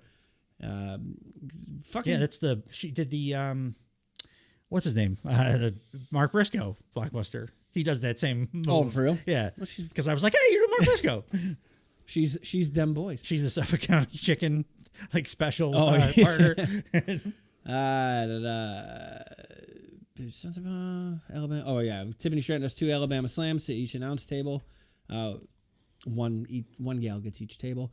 Tiffany Stratton, so there's a bit of storytelling here. She sets up a double, like she's going to do a prettiest moonsault ever on both of them, which she's done twice in the recent weeks. She's hit it successfully twice, both of them. But both of them move, and Tiffany Stratton lands on her feet. And then Naomi and Bailey give Tiffany Stratton a fucking 3D. And then Tiffany Stratton rolls out of the ring. The finish saw Naomi go for a roll up, but Bailey reverses it.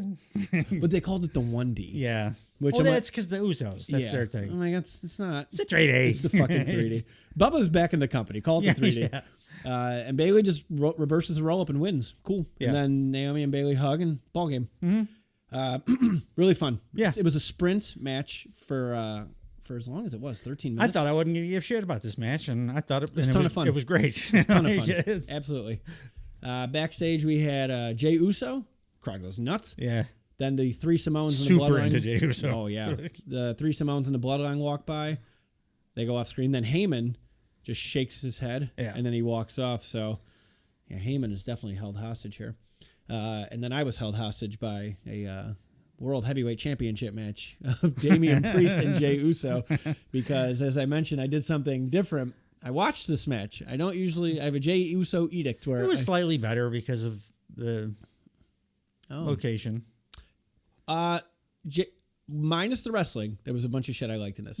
By the way, this went 15 minutes, 45 seconds. Yeah. It was entertaining except for the actual match. So Jey Uso enters through the crowd, and he's doing his pose, and the crowd cannot keep up with the breakneck speed of his pose. I loved it, too. And he was like getting ready for me. He's like, you guys ready? And then still they were like, oh, no. It's the hardest fucking thing to do ever.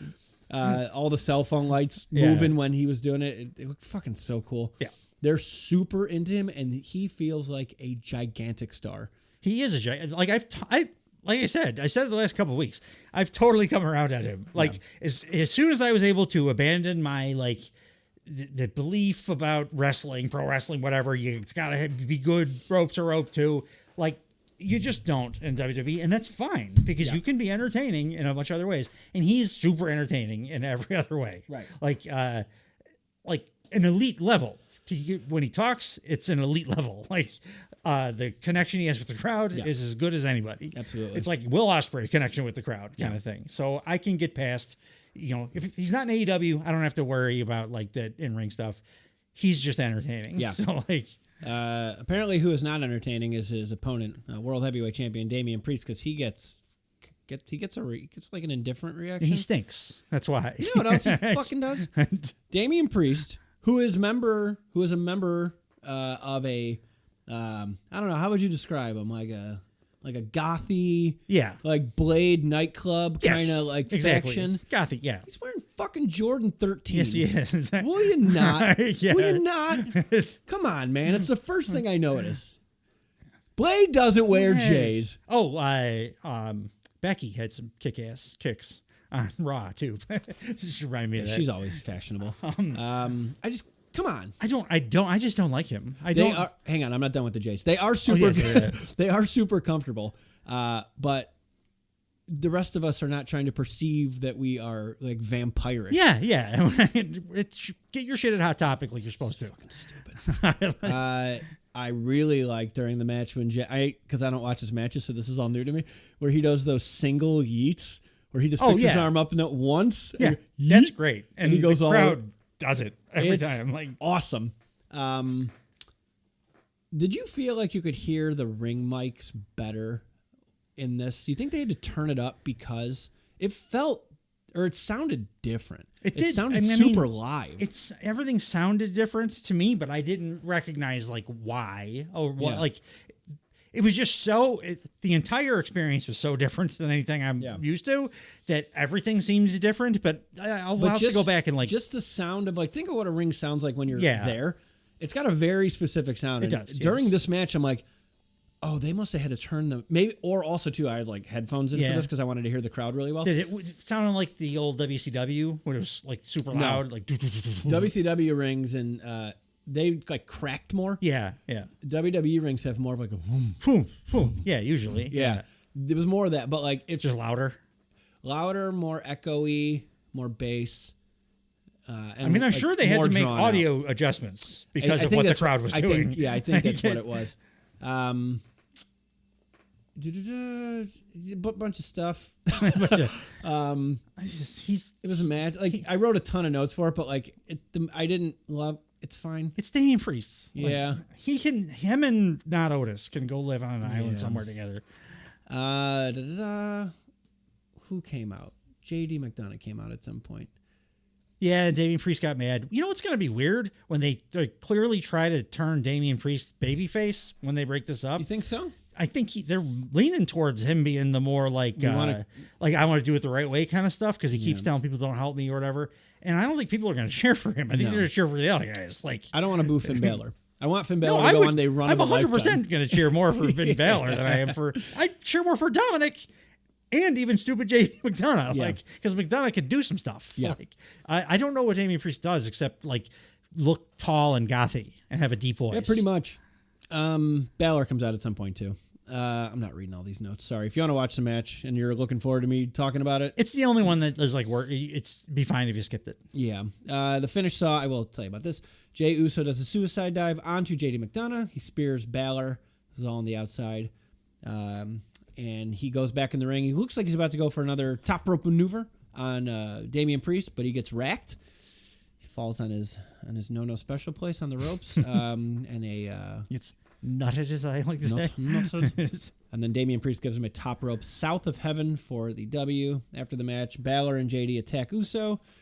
Damian Priest pushes them off, and he gets them both in their faces. Speaking exactly to what you were just saying about him trying to be the good guy. And it ain't gonna work.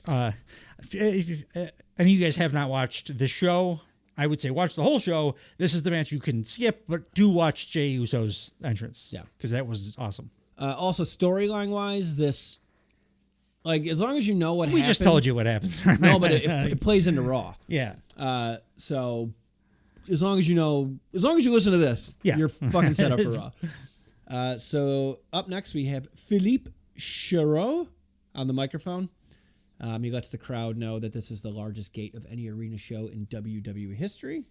Every time they say that, I'm like, oh man, they just overcharged you people badly because there's only 11,000 people there. The exchange rate must have been a motherfucker. And then we had the women's tag team title match next, which saw the Kabuki Warriors. There's arenas that have 25,000 seats in them. Yeah. And they filled those before. Yeah. And this was more money. Yeah, 11,000. I mean, they're probably paying a stupid premium. That's what I'm saying. It must be like $200 face value. The merch they must have fucking moved in this company. Oh yeah. Outrageous. 17 minutes 25 seconds. There were people like crying in the crowd for the finish of this. Oh, just in general throughout the show because they were like so happy that they got to see this live. Dude, we're spoiled. Yeah, we don't get this shit. I like the most excited I've ever seen. Not ever, but yeah, maybe ever. Sporting wise is when they started doing the Winter Classic Yeah. for hockey, and like I saw adult men just like lose their minds. It was pretty incredible. Yeah. You see what I mean? Yeah. But like I can't think like outside of like a World Series or like an NBA Finals. Blackout but, like, game was like that. I went to a 1992 Bulls Knicks playoff game that was kind of like that. Yeah. But those are like within the possibility of where we're from all the time. Yes, exactly. Like the Winter Classic, I say because that was like a brand new fucking it was thing. a novelty. And that's what they got here. Yeah. They're like, oh, we never get this over here. So yeah, I guess show up all you Just can. stop going to Saudi Arabia. Go to everywhere else on earth. They're trying to get a mania. I know. Yeah. I can't watch it. It's too hot. Wrestlers pass out. Too murdery. It's the the worst person in the world. Like runs the country. Vince McMahon's there? You know what? He probably is now. He's probably like hanging out with that guy. The Kabuki Warriors come out. They get a big old boo. Bianca Belair. I cheered him. Huge pop. This is where I wrote the crowd is getting tired. And then later I will find the note where it says I'm wrong. The crowd's no. Jade Cargill gets a huge pop.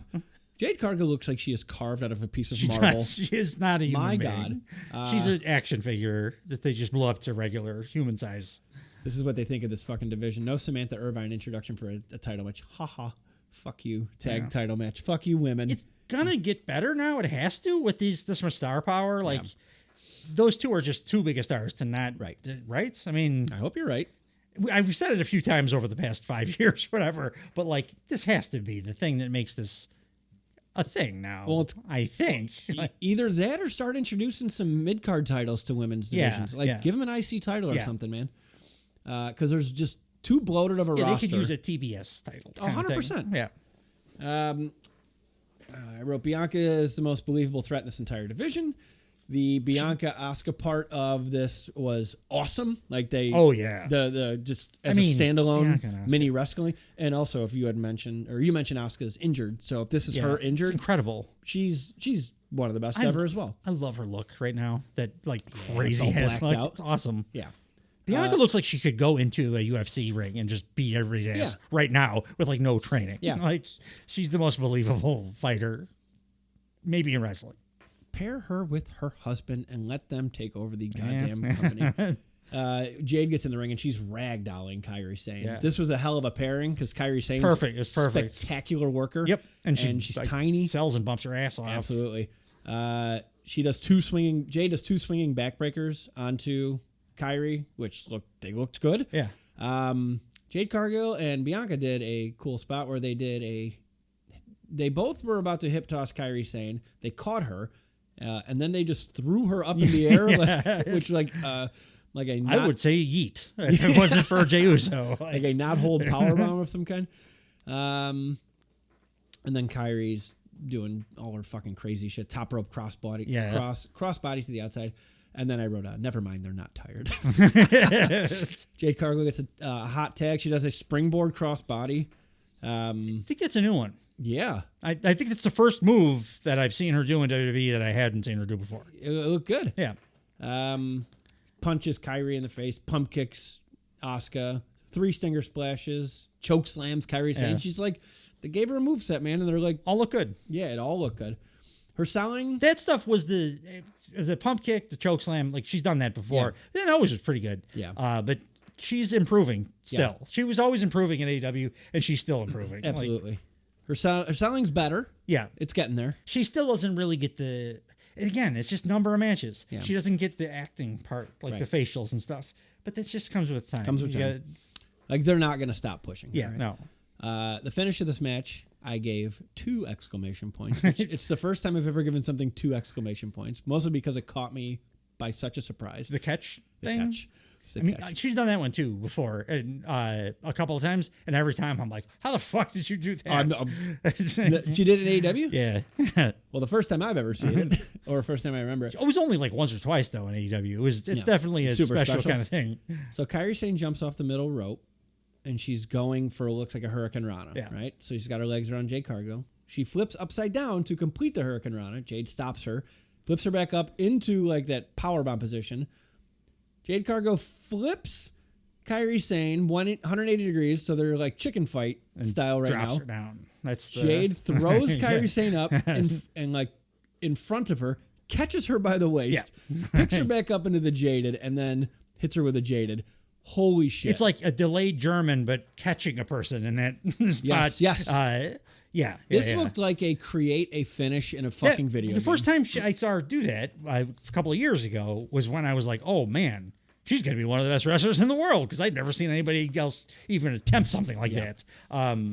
It was very cool to see that they're going to carry that over. Absolutely. Well, they carried everything else over about her. And they added a move now, too. So, if they're going to use her the way that they did in this match, it will work with Bianca, because they just had her come in and do, like, the 5 super impressive looking things that she does. Sure. And that's fine.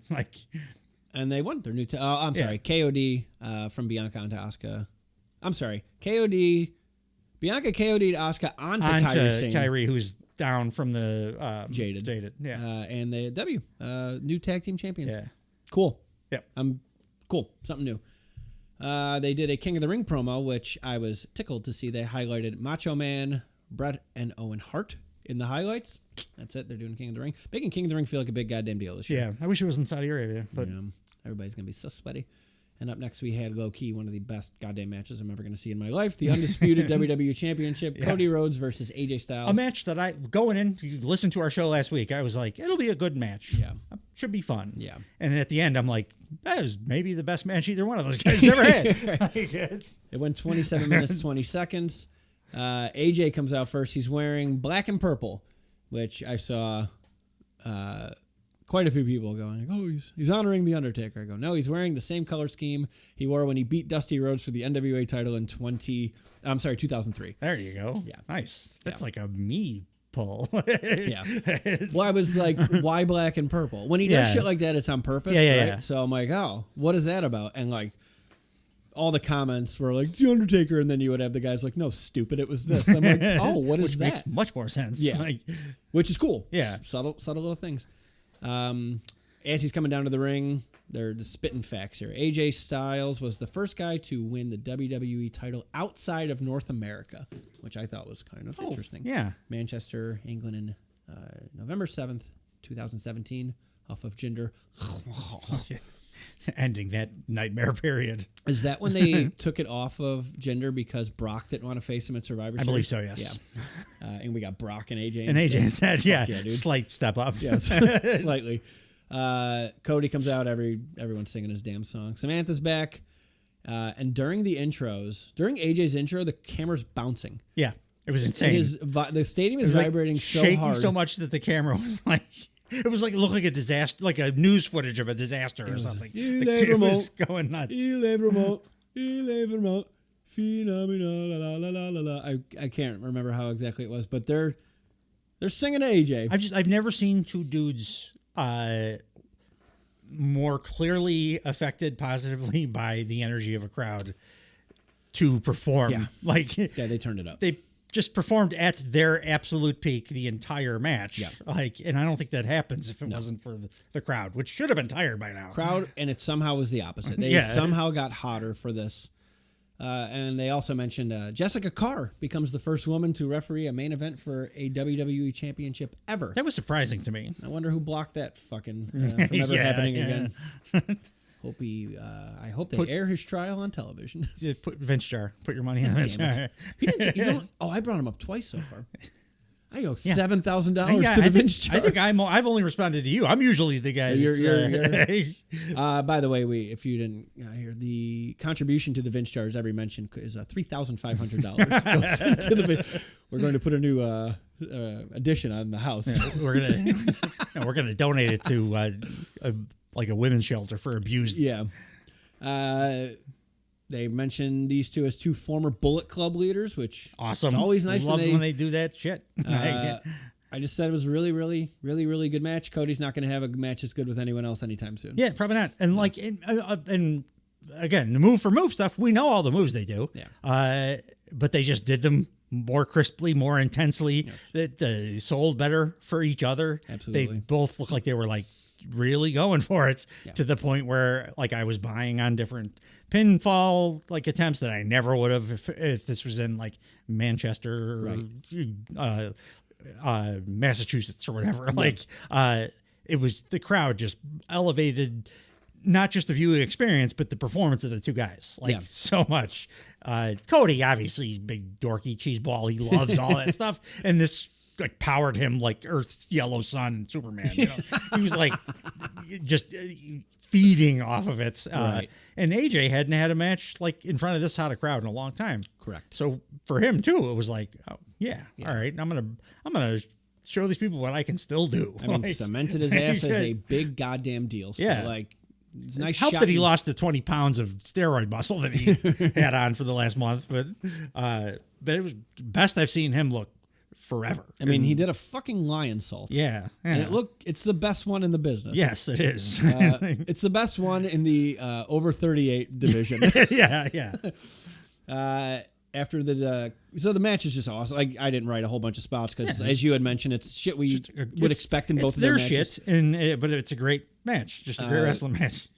Cody does because AJ mentioned Stardust on SmackDown, so Cody gets in his face and does the Stardust pose, and AJ mouths clearly motherfucker, and they got off. He should have mouthed Sacre Bleu. At one point after Cody does a disaster kick, the crowd starts singing La Marseillaise, which is the French national anthem. Oh, okay. And they react to nothing until the song ends, and then they just uproariously applaud for themselves. I love this crowd. The disaster kick, by the way, was like it looked not like a disaster kick. It just looked like a real wicked kick to the head. Yeah. Like he was already rotated and he just kicked him in the head as hard as he could. He doesn't. It's not the disaster kick used to have more of like a punt kick to it. Yeah. And like he just kind of turned into a springboard. He like, has drop altered kick it a little bit. This one like was specifically like a Muay Thai kick to the head. Absolutely. Yeah. Well, look who he's working with. He knows he can take it. Cody does. So AJ hits Cody with a burning hammer. This is when I was like, is this like All Japan in 1992? It's a goddamn burning hammer. Like Kenta Kobashi did that shit. Well, it was certainly 1992 because Cody kicks out at 1 and does his best Hulk Hogan impression. Well, my note was, I don't want to hear any more about my AEW guys no selling when they're just doing Fighting Spirit. Yeah. Because they do Fighting Spirit everywhere now. Yeah. Cody does it. It's cool. It's a cool thing to do. You get fired up, even though you just get hit with it like a terrible move because it's adrenaline. Right. It's not a no-sell. It's a different thing. And just like AEW, we got a fight forever chant. Yeah. And phenomenal forearm attempt blocked with a super kick. Cody throws a Kimura on. Yeah. I'm like, hey, Brock. Mm-hmm. Hey, Brock. You're coming back? I think Brock's coming back. Yeah, I think so too. Top rope Cody cutter. Remember when Brock broke up the calf crusher by smashing AJ's head off the mat a million times? Yes. That's one of my favorite counters. It's one way out of it. Top rope Cody cutter looked super gnarly because it wasn't clean. Like he dragged him down. With it was like not clean in the best way. Yeah. It was like sometimes they're brutal, like when he would do it to like Pac or somebody, and Pac, he would do the thing where he spikes himself. Right. This was different, but it looked just as brutal. Yeah. Like it looked like he was really. Yeah, I loved it. Yeah, me too. And then the finish was just the crossroads. I think just one. Just one crossroads. Usually doesn't even try after just one. We don't gotta spam finishers for them to fucking be effective. They did that in a Jey Uso match. A lot of repeated finishers. They're just like, this guy has no way to win ever because his shit doesn't work. Because it looks soft. Yeah. God damn it. God damn it. Short, God damn it. Quick show. Great. To the point where I liked it better than a WrestleMania that I was praising more than any Mania I can remember. Yeah. So it was absolutely incredible. Was good. If you guys haven't watched it because you like me, were looking at it and like, backlash with a bunch of nothing matches that aren't going to really have stakes, go watch it because it's one of the best viewing experiences I've had this year watching wrestling. It's nothing we've ever seen in our life. Yeah, exactly. I'm not trying to because it seems like we're just kind of fluffing it at this point. But no, we're it's not. I've never seen a crowd do this, and then I've never seen the roster react so much, so well to the crowd, just pumping them up. Yeah. It's nuts. It's nuts, and I'm so happy that they're doing international shows for all these PLEs going forward. Yeah, because it's just better. And the pacing on this show too, just on that level, it was great. It was thing to thing to thing. No fats, no bullshit. Right. they just kept it going. It was like 220 or something. Even doing the review right now, I was like, oh, title match. Yeah. Like, I was like, it just kind of came up on me. Just a few matches, they all kicked ass. Like, Yeah. and, which is like the perfect number of matches for a crowd when you have a crowd that's going to be full throated 100% the whole Tire time. them out, yeah. You don't exhaust them. You just give them what they really want and like concisely, which actually led to one of my favorite Raws of the year too. Like, it was good. This one was the thing that, like I said, more specifically, I felt like they were booking Raw for me because it was like it was a tournament, and a bunch of matches, and good matches, most of them, two of them great matches, but a bunch of good matches. Yeah, I can imagine what one of them was for you. Unfortunately, we're back in the States. We're at Hartford, Connecticut. Yeah, really could have used that XL Leon Center. crowd for this, all these awesome so performances they were putting on. Can you imagine if the Dragunov match was in fucking Europe? Yeah, Wow. I can. Wow. It It was great here. It would have been it would have been match of the decade if yes. it was over there. So the show opens with a recapping Backlash, and again, because I watched on Hulu, apparently Chad Gable had a scuffle with Bronson Reed at some point. Yeah. Had no idea that happened. King of the Ring starts tonight. Bronson Reed can go away, man. Yeah, that's why I don't. Drew McIntyre is pulled from the King of the Ring. They announced at the top of the show because he's not medically cleared. And they kind of give us a little bit of pomp and circumstance. King of the Ring tournament started in 1985. First ever King of the Ring was Don Morocco. And that's all I wrote down. So we have the brackets for the men. We have half the brackets for the women. Can I give you my first note on the top? Please. I actually went back and made it the first note after I watched the whole show. Yes. Holy shit! ! Put a bunch of wrestling matches on a show and make them all matter, and amazingly, it isn't boring. It's amazing how that works, isn't it? Yes. And don't just throw shit together last minute. Did you hear him talk? Multiple people talking this week about how Randy Orton specifically about it. He's like, you don't understand the difference. Like Triple H and Nick Khan and what's his face. They're booking stuff literally months in advance, and he's like when Vince was here. Oh, crap. That's a quote, so I think it's okay. He's like, everything changed on the fly. He's like, I don't mean sometimes. I mean every show. Yeah. Everything changed on the fly. Now everything, the reason that makes sense and it's cohesive is because they know what we're going to be doing in August now. Yeah. And it really does show quite a bit. It helps. I mean, that's why the Bloodline was so successful because they let it breathe. Vince could have never told that story. No. He would have given up on it 1,000 times and done a comedy match with Sami Zayn and killed it. Week 3. They would have had to team up with Johnny Knoxville at WrestleMania. Yeah. Do you want to do the tournament? So what we're going to do is we're going to look at the men's bracket. Yeah. Because we don't have the full women's bracket, but we could do our predictions. Yeah. For at least what we have. You want to do it now or you want to do it after? After the review? Because 3 of the matches happen. Let's do it after. On the show. Yeah. So, yeah. It'll give the people a chance to stick around. Got to give the people what they want.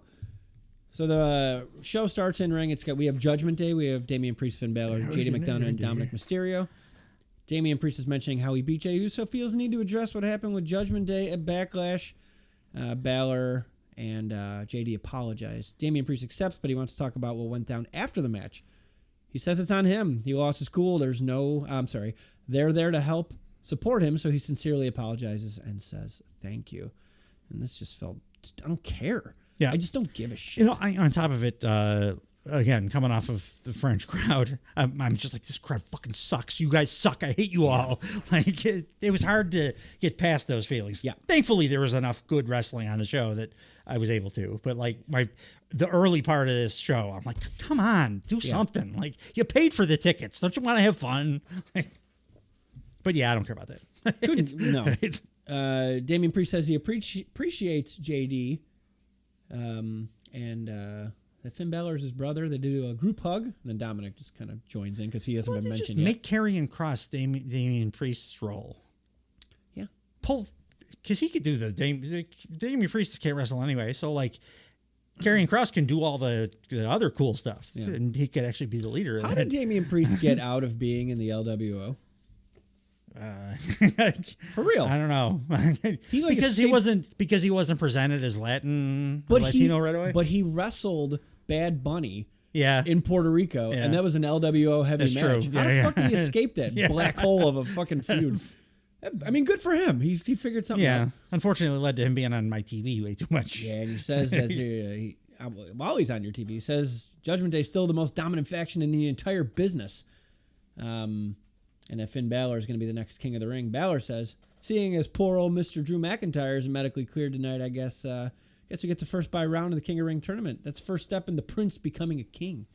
And he asks Samantha to do something, but before she can, Adam Pearce comes out, says Balor's not getting a bye. He's facing Jey Uso instead. And I'm not sure why he's surprised. He's the only one in the ring wearing his fucking ring gear. Yeah. Maybe have the match. This is one wrestling trope I don't like. Have the match in 2 segments from now. It's just, I hate it, and it happens all the time. Yeah, Like, it's like I why are you see. wearing your gear? I have eyeballs. I can see. So and they have the match right now. King of the Ring qualifier. That's why Pac has got it right. Just always wear your gear. He's only in his tidy whities like, at all times. Yeah. So you never know. But his hair wasn't wet. Yeah. This week, when his hair's dry, we know That's like him and Adam Cole. But it's the biggest hell. Adam Cole. You're gonna do some action. Your hair is wet. I don't want to see his dry hair. Does he ever come out in dry hair? Some dry. The whole hair. time he was hurt. He sucked because he had dry hair. Yeah, He's you're coming right. out. He was in a wheelchair, but worse than the wheelchair, dry hair. First time he had the wet hair, stood up and super kicked. Yeah. Like, Didn't he have his hair up though too? Like he man bunned it. like, for some of the time, Yeah. but like when he was reading out of the storybook, it was just Oh, dry hair. No, His wet hair so much better. well, he's for next Adam to a Cole. fireplace reading out of a storybook. He can't keep your hair wet. We all know that fireplace dries out your hair really. I think he has magic powers, and he could just always have wet hair. Yeah. Because like he never has that thing where even if he wrestles like a 40-minute match, where like Hangman Page, sometimes it starts to dry and gets a weird and poofy like late in the match. Yeah. Adam Cole's hair just stays wet the whole time. When I had long hair, like I could never wear it down when I played because it would go in my mouth because it would just get dry and wispy and shit. It was terrible. So yeah, Finn Balor versus Jey Uso, King of the Ring match, 13 minutes, 35 seconds. I really like this pivot, especially because Jey Uso kind of got stuck in his ass a little last night because of interference, and like he turned the tables, which good storytelling, WWE. Michael calls at one point JD McDonough a human Funko Pop because of his large head. Yeah. Jey Uso's spear, he's spearing it. This doesn't fucking doesn't get the job done. It was a bit like. Oh, that's the only note I have. Yeah. That his spear didn't work because the only reason I even wrote that is because Drew McIntyre comes out. Yeah. And he immediately gets hit with CM Punk chants. He just stares like a crazy person. Jay gets distracted. And Did you see McIntyre's Twitter? No. Thing? That's great. It's a great one. He's walking and talking, and it's like a 10-minute monologue. Mm-hmm. Perfect. And just railing into Punk and like why he like, I know you're gonna say I only do this on social media, but he gives like a bunch of good valid reasons why. It's worth a look. I will take a peek. I'm sold. But Jay gets distracted by Drew McIntyre. Balor hits a sling blade shotgun dropkick attempt, but he gets hit with a second spear, and Jey Uso wins. He is advancing in the King of the Ring tournament. Dope. Yeah. Backstage, we have Adam. So this was the Goodfellas shot of the evening. Yeah. This is a long segment. We have Adam Pearce and Drew McIntyre. McIntyre says, Jey Uso, of all people, he watched CM Punk screw me out of the number one contenders match and took advantage of it, and you're going to reward him putting him in the King of the Ring in my spot. Adam Pearce says it's not about Jey Uso. It's not about Jey Uso. It's about your arm. Drew says, I don't care about my arm. I told you that. I'm going to tape it up like a real man, unlike CM Punk, and push forward. And Pearce goes, stop. Everybody thought you were fine until you told the world you weren't. So I have medical check an arm, and all of a sudden I'm the bad guy? No, your arm's not fine, and you're not medically clear to compete anymore. It's that simple. Good character work. Yeah. And again, like a authority, just a regular boss, authority figure, asserting himself. Yeah. Like it, not being a jerk about it, not being evil, just no, that's my job. He's actually being very responsible. Yeah, yes. Yeah. McIntyre says, screw you, I'm sick of all this BS, and he gets into his Nissan Versa and drives off.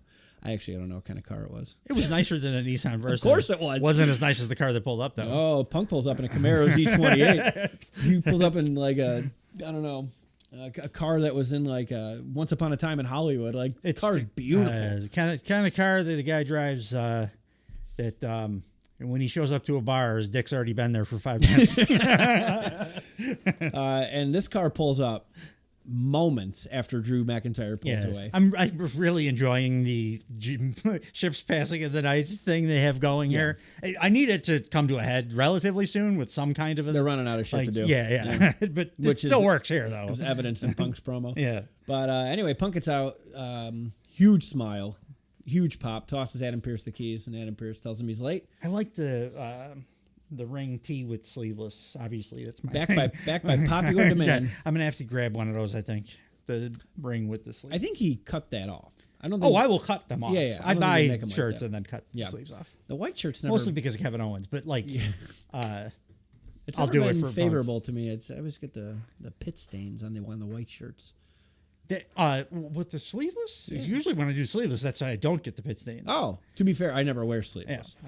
I'm almost I never knew I was going to be a sleeveless guy until I was like in my 40s, and I was like, I think I look better in these sleeveless. And I like them. Yeah. I also really enjoy like the juxtaposing some kind of like a shirt my daughter had me or whatever, but with the sleeveless look. I like it. Yeah, it looks good. It works for me.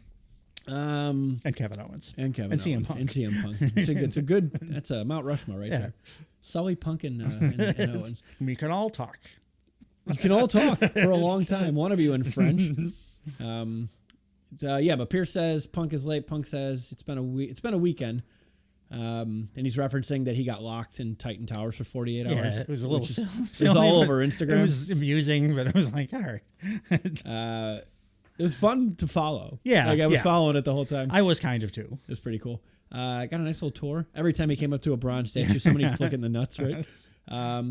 He's looking for Drew. And then Adam Pearce says he just missed him. Punk asks for a favor, and he asks for the truck to play his music. And this is, again, where the Scorsese shot starts, because we have no camera cuts for a while here. So Punk's walking toward the ring, and he sees Jackie Redmond, and he goes, hey, how about those maple leaves, Redmond? Assuming that Jackie Redmond is from Toronto. Punk walks by Chad Gable scolding all 3 members of the Alpha Academy, tells them to take it easy. I read an amusing or interesting Punk fact today. I'm going to bring it up here just because you reminded me of it. When CM Punk first signed with WWE out of Ring of Honor, they tried to give him a write music for him and give him like a knockoff Cult of Personality, because he had been using that. He had been using it for like his last year in Ring of Honor. And he was like, I don't want any knockoff bullshit. Just give me something different, which was one of the wisest moves. He's just such a brilliant, wrestling mind. Yeah. So then they gave him this Fire Burns. And then Randy Orton. Eventually, it was made for Randy Orton, right? Yeah. That is. It was, I don't think it was made, but it was his first. Randy Orton had a first. I didn't realize he actually came out to it. It was for a cup of coffee. He came out to that. But then, eventually he got so over that he got to have the real version. And he just revitalized Living Color's career, so everybody wins. They re-released the song 3 times. Yeah. The remake's not as good. Yeah. The guitar solo is not as good. So Punk walks to the ring. He cuts a 6-minute, 42-second promo. It's a little long. Too long for my liking. And I enjoyed this one, though. I think I liked this better than last week. And last week got more praise. But this one, I don't know. It just felt like he was... Well, let me read it back, because I wrote it was too long after I transcribed the whole fucking thing. I didn't write it out, so it didn't feel that. So he says, he gets in the ring. Is it good to be alive on a Monday night in Hartford, Connecticut, or what? My apologies for showing up a little late. I've had a weekend. I got locked inside headquarters in Stamford by the time I got out, which was just a few short hours ago. It dawned on me that we are in the XL Center, so I drove straight here to be with all you beautiful maniacs in Stamford, Connecticut, or Hartford, Connecticut. I also drove here to get into a fight with Drew McIntyre. Oh, you're whites. Yeah. Not French whites. I also drove here to get into a fight with Drew McIntyre, but apparently he has left the building. So, Pat McAfee.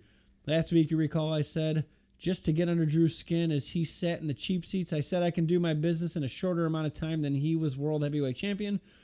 which is 5 minutes and 46 seconds, right? Not that I'm trying to make that a thing or anything. Literally. Not that I'm trying to make that a thing or anything. Loved it. But 5 minutes, 46 seconds since I came and since he left. This is not going to be a popular decision, but what if today we go overtime? What if I stay here long enough for Drew to come back because he's at a red light right now? He just left. He's not texting his wife. He's scrolling through Twitter.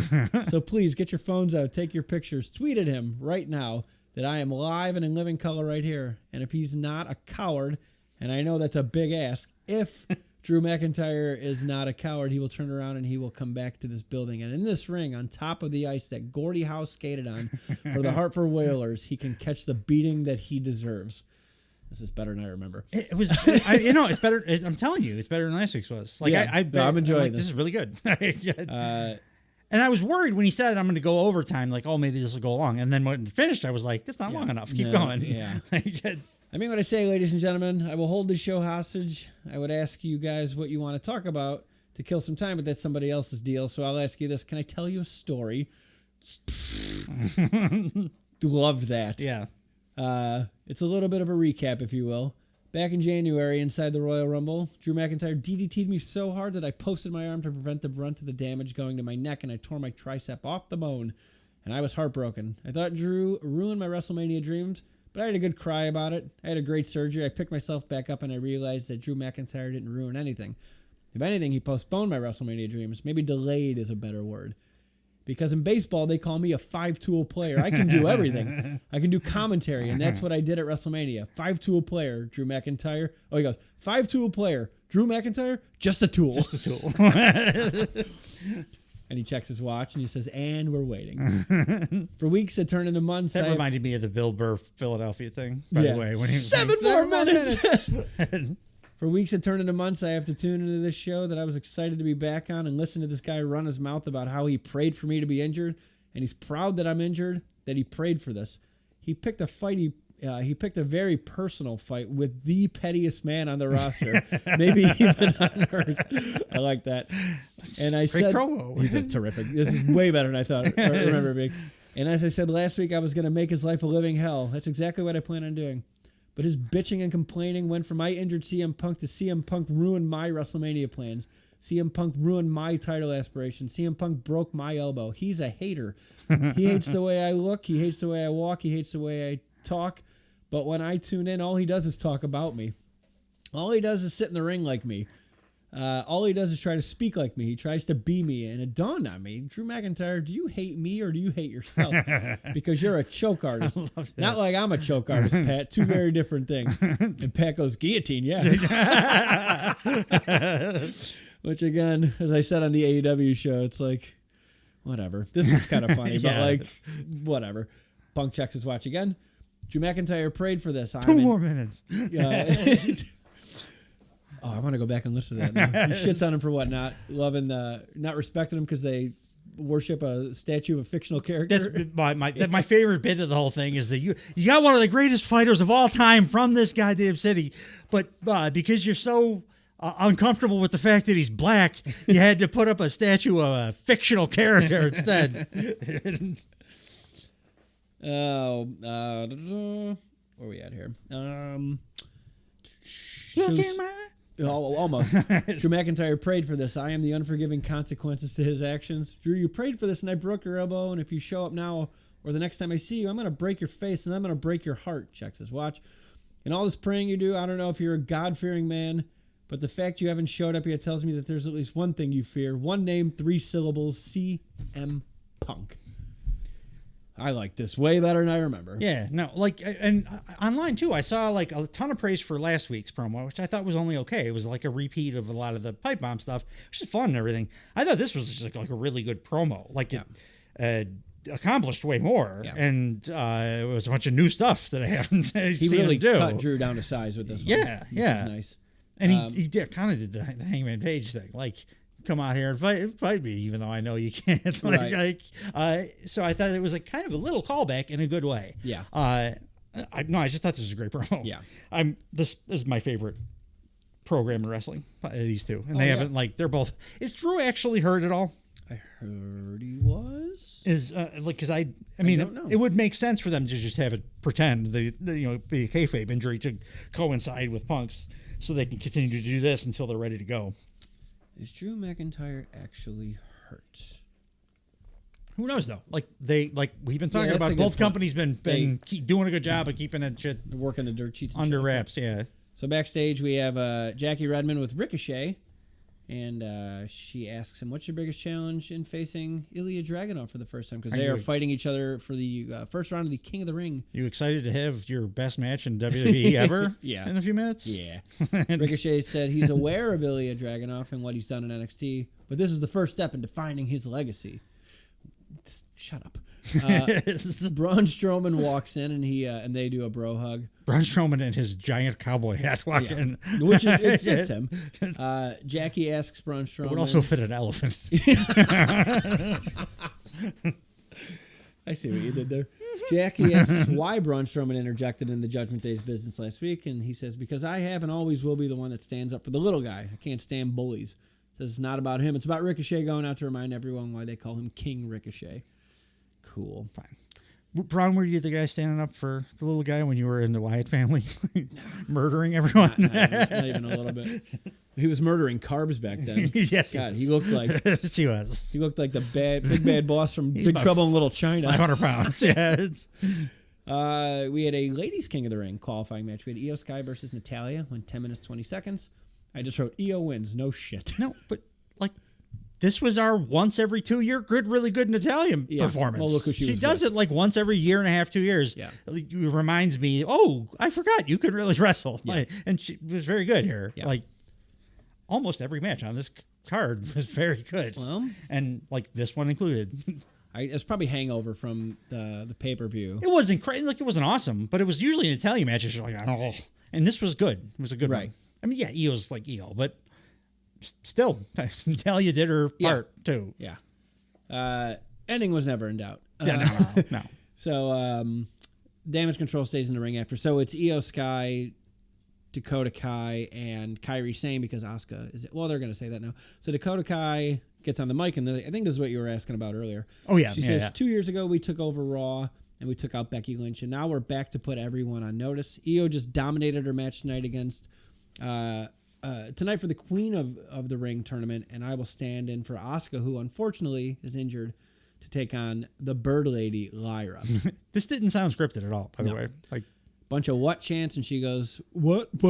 If you suck, say what? Right? It's just kind of horse shit that they have to combat this all the time.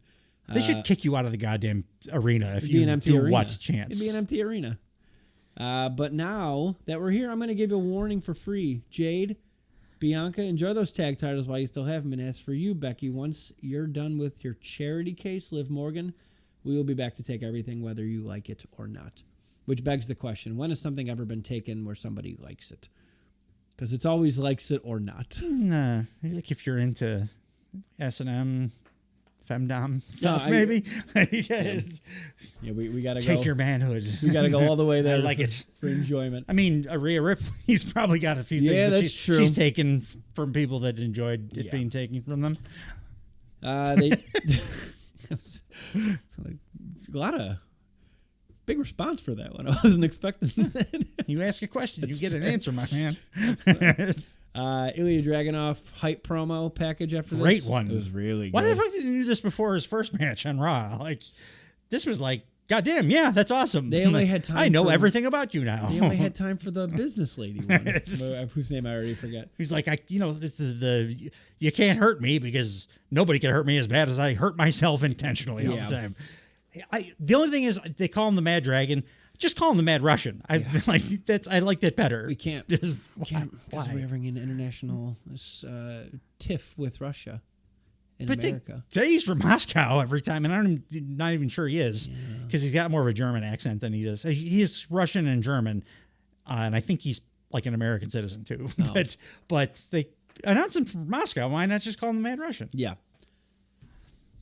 I don't know. I mean, the Mad Dragon's not We're a gonna bad put it. nickname. We'll but- put it in our letter, our weekly Yes. letter to WWE Creative. So this match went 13 minutes 58 seconds. So this rivaled the Ricochet Adam Cole NXT Championship title match. Dragunov's my second favorite wrestler in the company after Kevin Owens. I've decided he has passed Gunther. I like him better than Gunther. Yeah, and I love Gunther. Yeah. And Gunther has a great match on this card. Yeah. Dragunov's incredible. Yeah. I like everything he does. He doesn't sells the way he does. He still does the I got you. It pops me every single time. Everything he does looks like he's trying to hurt the shit out of the person he's doing it to. And also when he's receiving damage, it's very believable. Yeah. Makes Ricochet, who sometimes looks a little soft, look like super impactful and painful because he's got those facials. I think he can keep up this intensity with half a house too. I got that vibe from him real big where like this guy's acting. Yeah. And like he's playing a character and like it doesn't matter what's going on around him. This is what we get. And I love what we get. The other thing, his entrance fucking rules. Yeah. It's different than anybody else's, but it's perfect because it's got the Russian vibe, but the classical music and the way he does the crazy ass like conducting with his hands. Yeah. It grabs my eye when he's doing that. It's coming down to the ring. It's Absolutely. like a Osprey kind of thing, like where you just, there's a reason for me to keep watching this guy. Yeah. Because he's got that energy. He's got that Osprey energy. Right. And then he's got it in the ring. He just got it. Yeah. Like, I don't even know what to call his style because I don't know if I've seen it before. Right. He does like weird counters where he gets his hand down on the ground and does a crazy like bicycle kick he thing. Has freak like kettlebell strength. Yes. Yeah, like absolutely. He's lifting like he's doing a bunch of unconventional like lifting stuff. Like his best friend's a bear. Yeah. And like it's in the snow. Or use those like the things that the Iron Sheik used to use, the two big clubs where you just like shake them over your head. Oh yeah, to make you super those strong. Are no fucking joke. I know. Yeah. Like, he looks like the kind of guy, or like his strength is conducive to the kind of dude that would like do that type of a workout. Absolutely. More than, he's just incredibly strong in a bunch of weird ways. Yeah. Like he's gonna be a big goddamn deal in this company. He better be because he's awesome. Yeah. Like, I don't think like you can have that much charisma and be that good athletically and have not, your matches be that like his he's so invested. His energy's so high all the time. And they don't historically balk at guys. Like Ricochet, they balked at because his promo's not that great. But like Dragunov doesn't have, like Punk just mentioned being a 5-tool player. Like Dragunov's a fucking 5-tool player. Yes, he could talk. Like he can act. He can sell. He's awesome offensively. He's a unique character. Super unique character. Awesome entrance. Moveset that like no one else has. Don't remember ever seeing anybody do about 3 of the moves that he has in his moveset, which is saying a lot. I watch a lot of goddamn wrestling. One of them is a so I wrote down he does the Constantine special, which is a 619 into a lariat. Yeah. Like, what the fuck? It's awesome. Yes. And like just the names of all his shit is fucking cool. Yeah, the H-bomb. Yeah. I think what's his face back of me was like, "Do you have a move called the H-bomb?" He does a top rope senton. Yeah. He did the rapid chop thing. That can go fucking away. Yeah, but it's still better than Eddie's. It was better than anything's better than Eddie's. Really, Shibata's the only one I should keep. He's the only one that can really do it. It's like Danielson with the elbows. Yes, that's fair. Well, if somebody on this show has to do them, let it be him because whatever. Ricochet does a cool spot. He does a Dream Valley Driver. I had to Google what the name of that was because I haven't seen it in a while. So, Velveteen Dream setup move, and then he kicks it right into a lion salt. It looked fucking awesome. I should mention Ricochet looked great in this match as well because he had a dance partner. I mean, he did his. He did it again. We mentioned the Adam Cole takeover match that he had, where he did a moonsault and Adam Cole caught him with a super kick while he was upside down. One of the coolest spots He did the ever. same spot in this match, not with a super kick, but like you could tell he pulls out special stuff for when he feels like I do think Ricochet being special. probably is a tag guy, just because the he is the other stuff. He's currently the first ever speed champion. Why no belt? Why isn't he wearing the title if he wanted? Until you said it right now, it didn't dawn on me. Came out without the new belt that they're promoting. Well, they also said they're starting a new season of Speed soon, so I don't know if it's like. Is it that that's fast? It's that fast. It's like 4 matches and then there's new season. I guess. Ricochet, like he's so incredible in the ring, but he's an okay talker. Doesn't have much charisma outside of it. None. Like I said, give Jey Uso Ricochet's ability in the ring, you'd have like the biggest star in the world. But he is good when he's like, I liked him with Braun quite a bit when they were tagging. Yeah. I thought that worked a lot. I think he could be very successful doing something like that, like tagging with a big guy. Give him a fucking heater. They can talk a little bit. Yeah. Get a big Karrion Kross. All roads lead back. Seriously though, Karrion Kross, big guy. He wouldn't have to wrestle that well if you got fucking Ricochet next to him. Also, big guy that can really talk. Yeah, heel Ricochet'd be fun. Yeah, would. It'd be different. But while we got face Ricochet, he the last put on I had a couple 5-star match with Ilya Dragunov. So he does a he does a Poison Rana, which he stuck Dragunov. I think they called it a Poison Rana this time too, which I was like, "Thank you, assholes." As opposed to what? What do they usually call it? The last time he did it, Cole was like, "What was that move? I've never seen a thing like that in my life." And I was like, "Yes, you Poison can, Rana, assholes. stupid. Poison Rana." Bailey, we're looking at a photo. Oh, it's not her now, but Bailey did it to Sasha. But after the Poison Rana, he goes for a springboard moonsault. It's reversed with a forearm, and then a dope looking fucking H-bomb. Yeah. He buries his god. It looks like Sin City when Bruce Willis bashes that yellow guy's head into the a putty. Elijah Wood. That it looks like no, Elijah Wood was Marv. Bruce Willis was that yellow bastard. Sorry. That yellow bastard was where he just punched until it was just brain and so he was just hitting dirt, bone fragments. Right. That's what it looks like. His H-bomb. It looks like he just smashes the victim's head into like Gallagher with a watermelon. Yeah, to call back an earlier mention from the show. Y'all want to smash unbelievable some fruit? He goes for the Dragunov goes for the torpedo Moscow. It's reversed into they call it a recoil. I'm just fucking call it a code breaker. Yeah. On, grow up.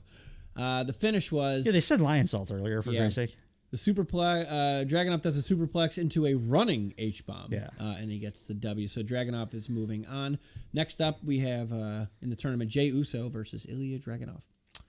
It'd be interesting to see what Dragunov can pull out of Uso. Yeah. They might Because I haven't seen Ilya Dragunov. I've probably seen 10 matches of his, over the years. I haven't seen him have a bad one. Right. So... Should be interesting. Sometimes it's change of scenery, and in wrestling, it's change of dance partner. Yeah. So maybe, Yeah. Well, he'll look at Ricochet. Ricochet pulled one of the best matches of his career out because he just had somebody fun to play with, right? Which was not fun to play with. Next was the Queen of the Ring qualifying match. Zoe Stark versus Ivy Nile. I didn't hate this either, though. You know what? I kept thinking this about both of these wrestlers. I'm like, they both have something. Their like physical tools are there. They both have a similar but interesting look, and they are pretty impactful. They just need any kind of I don't know anything about them. It's like what Dante Martin, something. Give them some kind of a character. They gave Zoe Stark a hype promo. I think it was last week. But the hype was just I've eaten people. Yeah. That's not give her a character or something, anything just a flaw or a quirk, anything that makes her personality a personality. Right. Because right now it was two kind of stocky, hard looking women beating each other up, which is fine. But they both would benefit immensely from any kind of a character. Well, I think Ivy Nile was buddying up with Alpha Academy there for a second. Yeah, but even that was just buddying up. Internally, personality-wise. I agree Otis, he's a goof. Yeah. He's a giant, scary, but lovable goof. Talking about Bronson Reed? Yeah. Maxine Dupree, Alpha Academy. She is super green, but you get behind her because she's so earnest and how hard she wants to work to get better.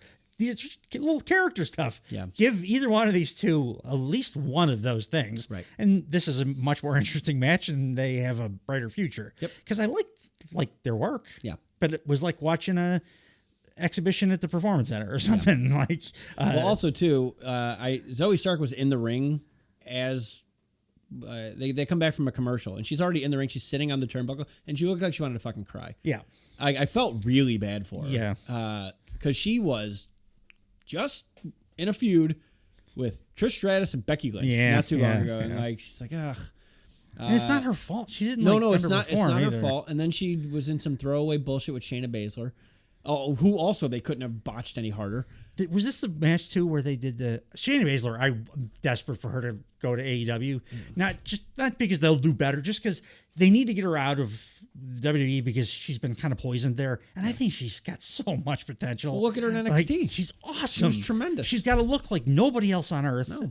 She's got a super skill set believable, like nobody else on Yeah, earth. a super believable fighter. Like she's scary, which is hard for women to pull off. Yeah. And she's just never gonna. They shit the bed with her too hard. It's not gonna happen there. So I'd love to see her opportunity somewhere else. You're not wrong, or Japan, man. even go do that. Yeah. They would love her in fucking Japan. Probably loves that paycheck. But yeah, Zoe Stark wins. So Yeah. that's that. Backstage, we have the Judgment Day. Finn Balor is annoyed he didn't win. Damian Priest says it's okay. And JD McDonough says that Finn Balor probably wasn't even at 100% because Braun Strowman interfered in their match last week. But they all agree that he'll be taken care of. Damian Priest says Braun Strowman will be taken care of by JD McDonough. And before he can react, Dominic walks in with Carlito. Damian Priest, and again, continuity. Damian Priest says, I'm glad you're here. 1 year ago to the day you cost me my moment in Puerto Rico, and I'll never forget that. You understand? Now, I don't know what you're doing. No, I'm sorry. Now, I don't know what's going on with you and Ray, but if you're looking for friends, there's no friends here. Carlito goes, look, that's the past. But look. I did like Carlito's delivery here after, I was kind of shitting on him earlier. Yeah. His, aloofness here worked for me a little. Yeah, that's the past. But look, you guys are the Judgment Day, and now you rule Raw, and that's cool. Damian Priest looks unimpressed, and he goes, all right, Carlito, all right, look, I need help with the LW. And from what I could see, you guys... Floppy. Yeah. He just tried to butter him up, and, they didn't want it. And from what I can tell... I'm sorry, from what I can see, you guys have problems with your own that you can help with. You guys have problems with your own that you can help with. Okay. You know how this works. Scratch my back. And then he says something in Spanish. So I assume we're going to see Judgment Day versus the LWO. That's where this is going. With a peppered in Braun Strowman. And also it could be all right. I'm fine with it. It's different. It could be all right. Yeah. It's different. At first, I was going to be but thinking about it, it could be all right. If we get Balor and Mysterio. Do some interesting things with it. Dude. Yeah. In the ring, we have Michael Cole with Rebecca Lynch. With dope ass Adidas. Yeah. Her promos, so she's fun to look at, but her promos, my note here was, when did Liv Morgan become 1,000 times better on the mic than Becky Lynch? Because she fucking murders her in this segment. Since she has been back from injury, around Elimination Chamber, I remember her being that's when we started talking about it. Yeah, but Homegirl this kicked is it up a notch. Different levels. She was levels above Becky here. Everything she said sounded like she's doing a punk promo. She's talking like a person. She's talking like a person. Becky Lynch has got to do the and then it's like with Jey Uso and Damian Priest the week we were talking about Jay Smoke when one guy's doing the real talk and the other guy's doing the scripted it really stands out. Absolutely. And that's what we saw here. I was Not like, wrong. God damn, she's smoking her. Yeah, and she's smoking the details too. We'll get to Liv in a second, but Michael Cole and Becky Lynch acknowledge that Becky Lynch was at the Kentucky Derby, and they talk about her outfit. They talk about Seth's outfit. I sent you that text. Yeah, Seth. Wellness check. Wellness check. Yeah. What's going on there? I shaved my beard off during COVID, and I'm like, oh yeah. I'm like, are you okay, Dave? I don't know what's going on with that. I was bored. We had a couple years. No, not you. I'm talking about Seth. We could talk about my beard if you want. So Cole, I assume your beard just grows right back in immediately. Like Homer Simpson. Yeah. Cole asks Becky Lynch who she's looking forward to facing post-draft. And then Becky... I don't care who I got to face. And I got to... I'm the baby face, and I'm going to only say boring-ass baby face stuff. Collect my debts.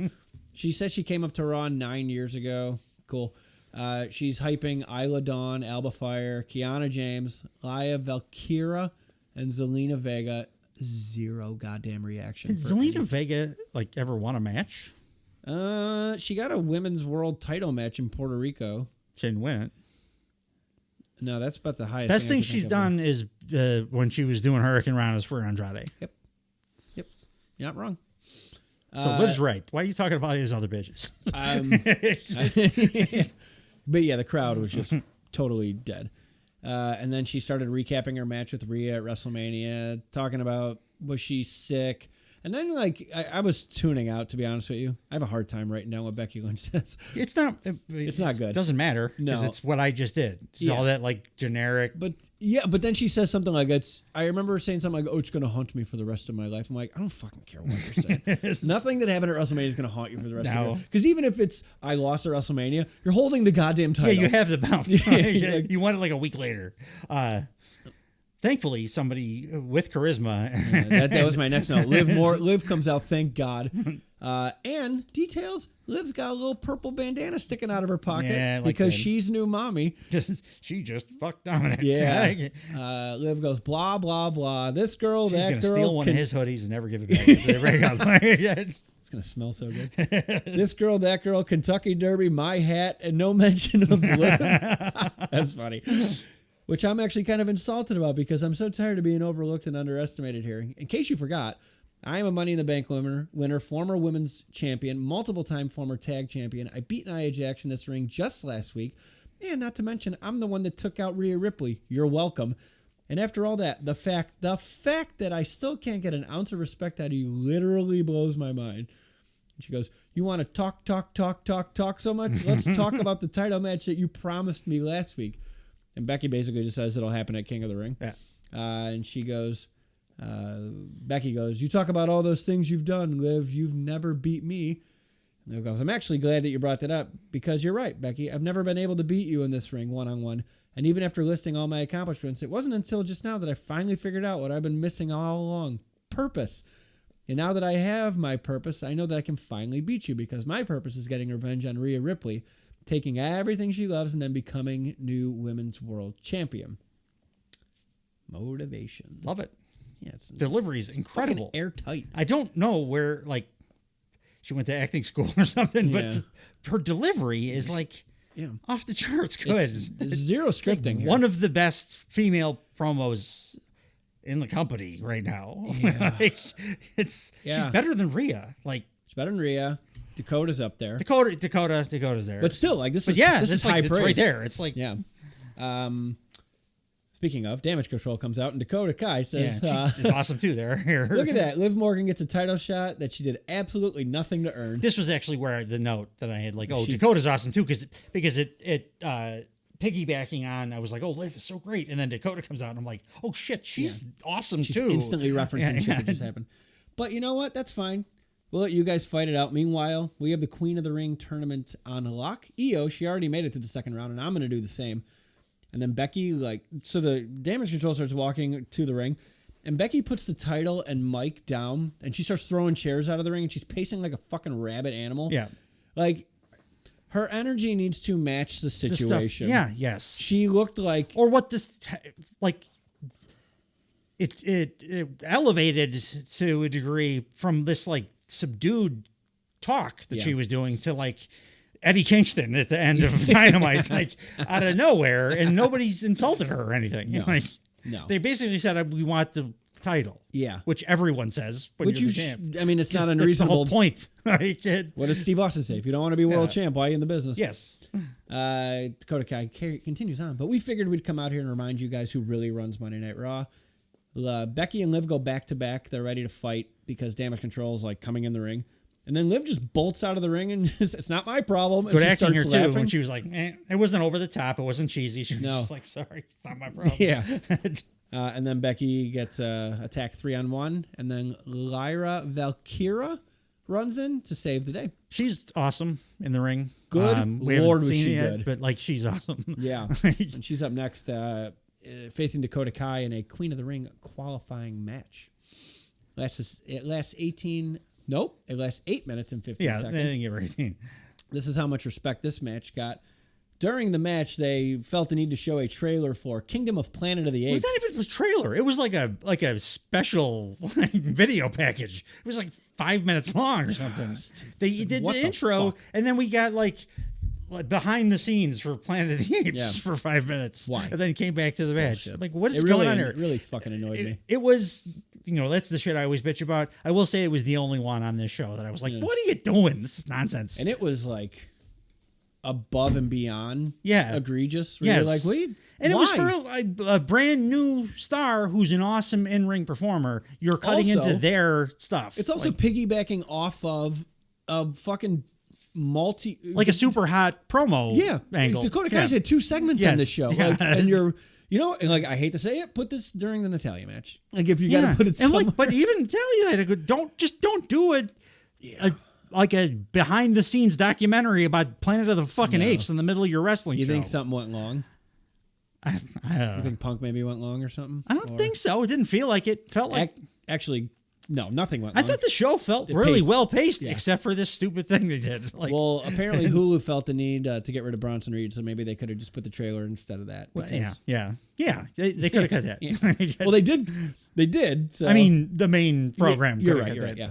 If I really need to see the behind the scenes documentary about Planet of the Apes, no, I don't care. I didn't even know I they could were search still that out if I want to watch that. I got to watch like 2 more to watch this one. I don't give a shit. Yeah. My only notes for the match were Lyra Valkyra, stiff as fuck. I was excited when she got brought up. She's going to be awesome. She's an awesome worker. Yeah, she is. Loved everything she was doing. And Dakota, dude, the women's divisions in both of the major North American companies are fucking awesome right now. Notching up a bit. Yeah, it's really good. And then she has the same finish as it was on AEW. What's the finish? I don't remember. It's the Fireman's Carry JML driver. Made Japan? Is that Mariah May's finisher?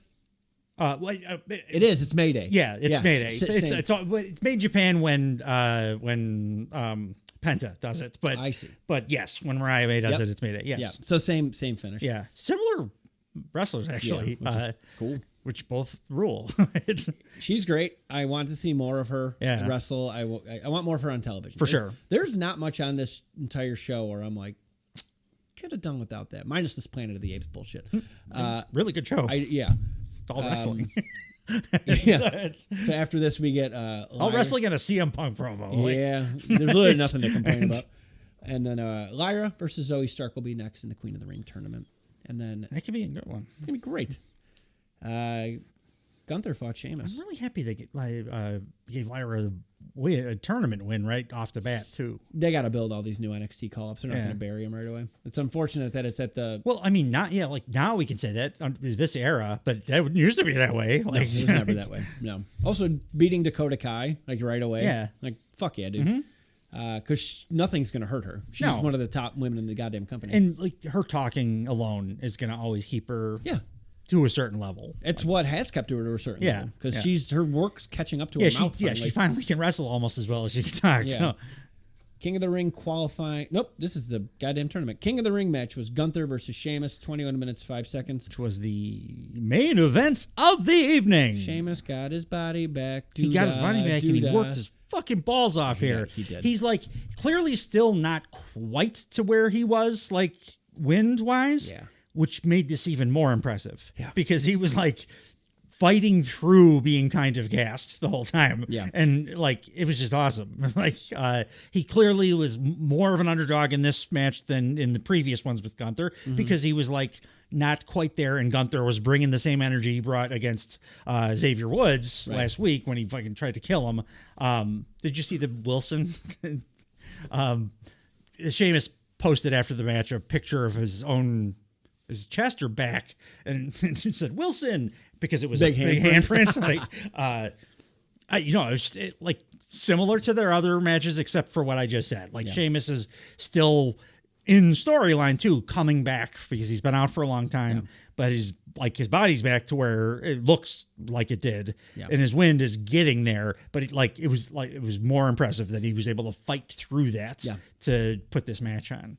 Match is brutal. I also very much appreciated that he was man enough to tap out instead of having to be fucking knocked unconscious like everybody else. Be confident enough in yourself and your ability to get back over to tap occasionally. Yeah. Nobody taps anymore. No. Gunther made Sheamus tap with a single leg Boston Crab. I love single leg Boston Crab. That's one of my favorite submission moves too. Gunther needs to stop going to the top rope, by the way. Yeah. It's just chaos for him every Yes, time he it goes is. up It's there. like Ric Flair. He's never having a good time when he's up there. I don't have much to say about this, but like I just enjoyed the shit out of watching it. It was brutal as fuck. Would have been my favorite match on the show if Ilya Dragunov wasn't wrestling Ricochet a little while ago. I'm very excited to see a rematch between Dragunov and now thin Gunther. Yeah. Because Dragunov versus Fat Walter was absolutely incredible like 5 years ago. So Keep those. Well, are they going to cross paths in the tournament? Ooh, that'd be a fucking beautiful final. That could be the semis. Ooh, that'd be sexy. Do we want to do the bracket now? Are we running long, or do you want to? It was do it real quick. Just read them off to me and like. All right, so we're going to account what happened already, right? Yeah. All right. So, Kofi Ray. Kofi, I think, because of what they did with Xavier. Okay. So then Gunther Ray. Gunther. Dragunov Jay. Dragunov. Gunther Dragunov. Gunther, even though I'm pulling for Dragunov. All right, so you have him winning the Raw side. Yeah. Okay. Then we have AJ Styles versus Randy Orton. AJ. Okay. Corbin versus Carmelo Hayes. Carmelo. Yep. LA Knight versus Santos Escobar. That's a tough one. LA Knight probably because he's over. Bobby Lashley versus Tama Tonga. So then we have, you said AJ, right? Yep. AJ Styles versus Carmelo Hayes. Fucking banger. AJ, I think. AJ. Then we have LA Knight versus Tama Tonga. So then we have AJ versus Tama Tonga. Tama Tonga. So then we have Gunther Tama Tonga. That's going to fucking rule. And Gunther's going to win. Gunther's winning the whole thing. I kind of agree with everything you said. If they book anything else besides what I just said, it's not going to be as good as that. Like, but seriously, if that just goes to that plan, that's going to be a lot of great matches. So what I think is going to happen, I'll give you mine real fast. I think Ray as well, Gunther Ray. So Gunther. Yeah. I think it's going to be Uso. Like probably because they got to keep that. I still have Gunther. I agree with everything you said on the SmackDown side. That's the only thing I would change. I think you're probably right, but I'm booking what I would book. Yeah. I just only because I want to keep something special. I think this like in a semifinal tournament to redo the match that ended Walter's historic title reign on Raw. Like, dude, save that shit for Survivor Series or something. Yeah. But that was a very, very in-depth, very long WWE recap of this week's wrestling. And if WWE wants to make me a super mega fan, all I got to do is do a tournament with awesome matches every single week because this rules. Which shit we never see. These are and like Kofi Ray. Once I saw Kofi and Ray, I'm like, I've never fucking. If I have, I don't remember it. Yeah, no. And I have Ilya Dragunov wrestle every single week. Ilya Dragunov wrestle every single week. Liv and Punk cut promos. Yeah. And then have 7 matches on this. Yes. It's not a terrible thing for a wrestling show. Perfect. Yeah. All right. Thanks, everybody, for joining us. I hope you're back again next week. If you haven't checked out the AEW portion of this podcast, it's dropping at the same time. And we will soon have a very special Turnbuckle Time Machine going up. I'll put it up on the website, bluethunderpod.com, when we figure out what day it's going to be going up. So hope to see you then, folks. Bye. Everybody. Goodbye, everybody. Goodbye, everybody. Goodbye.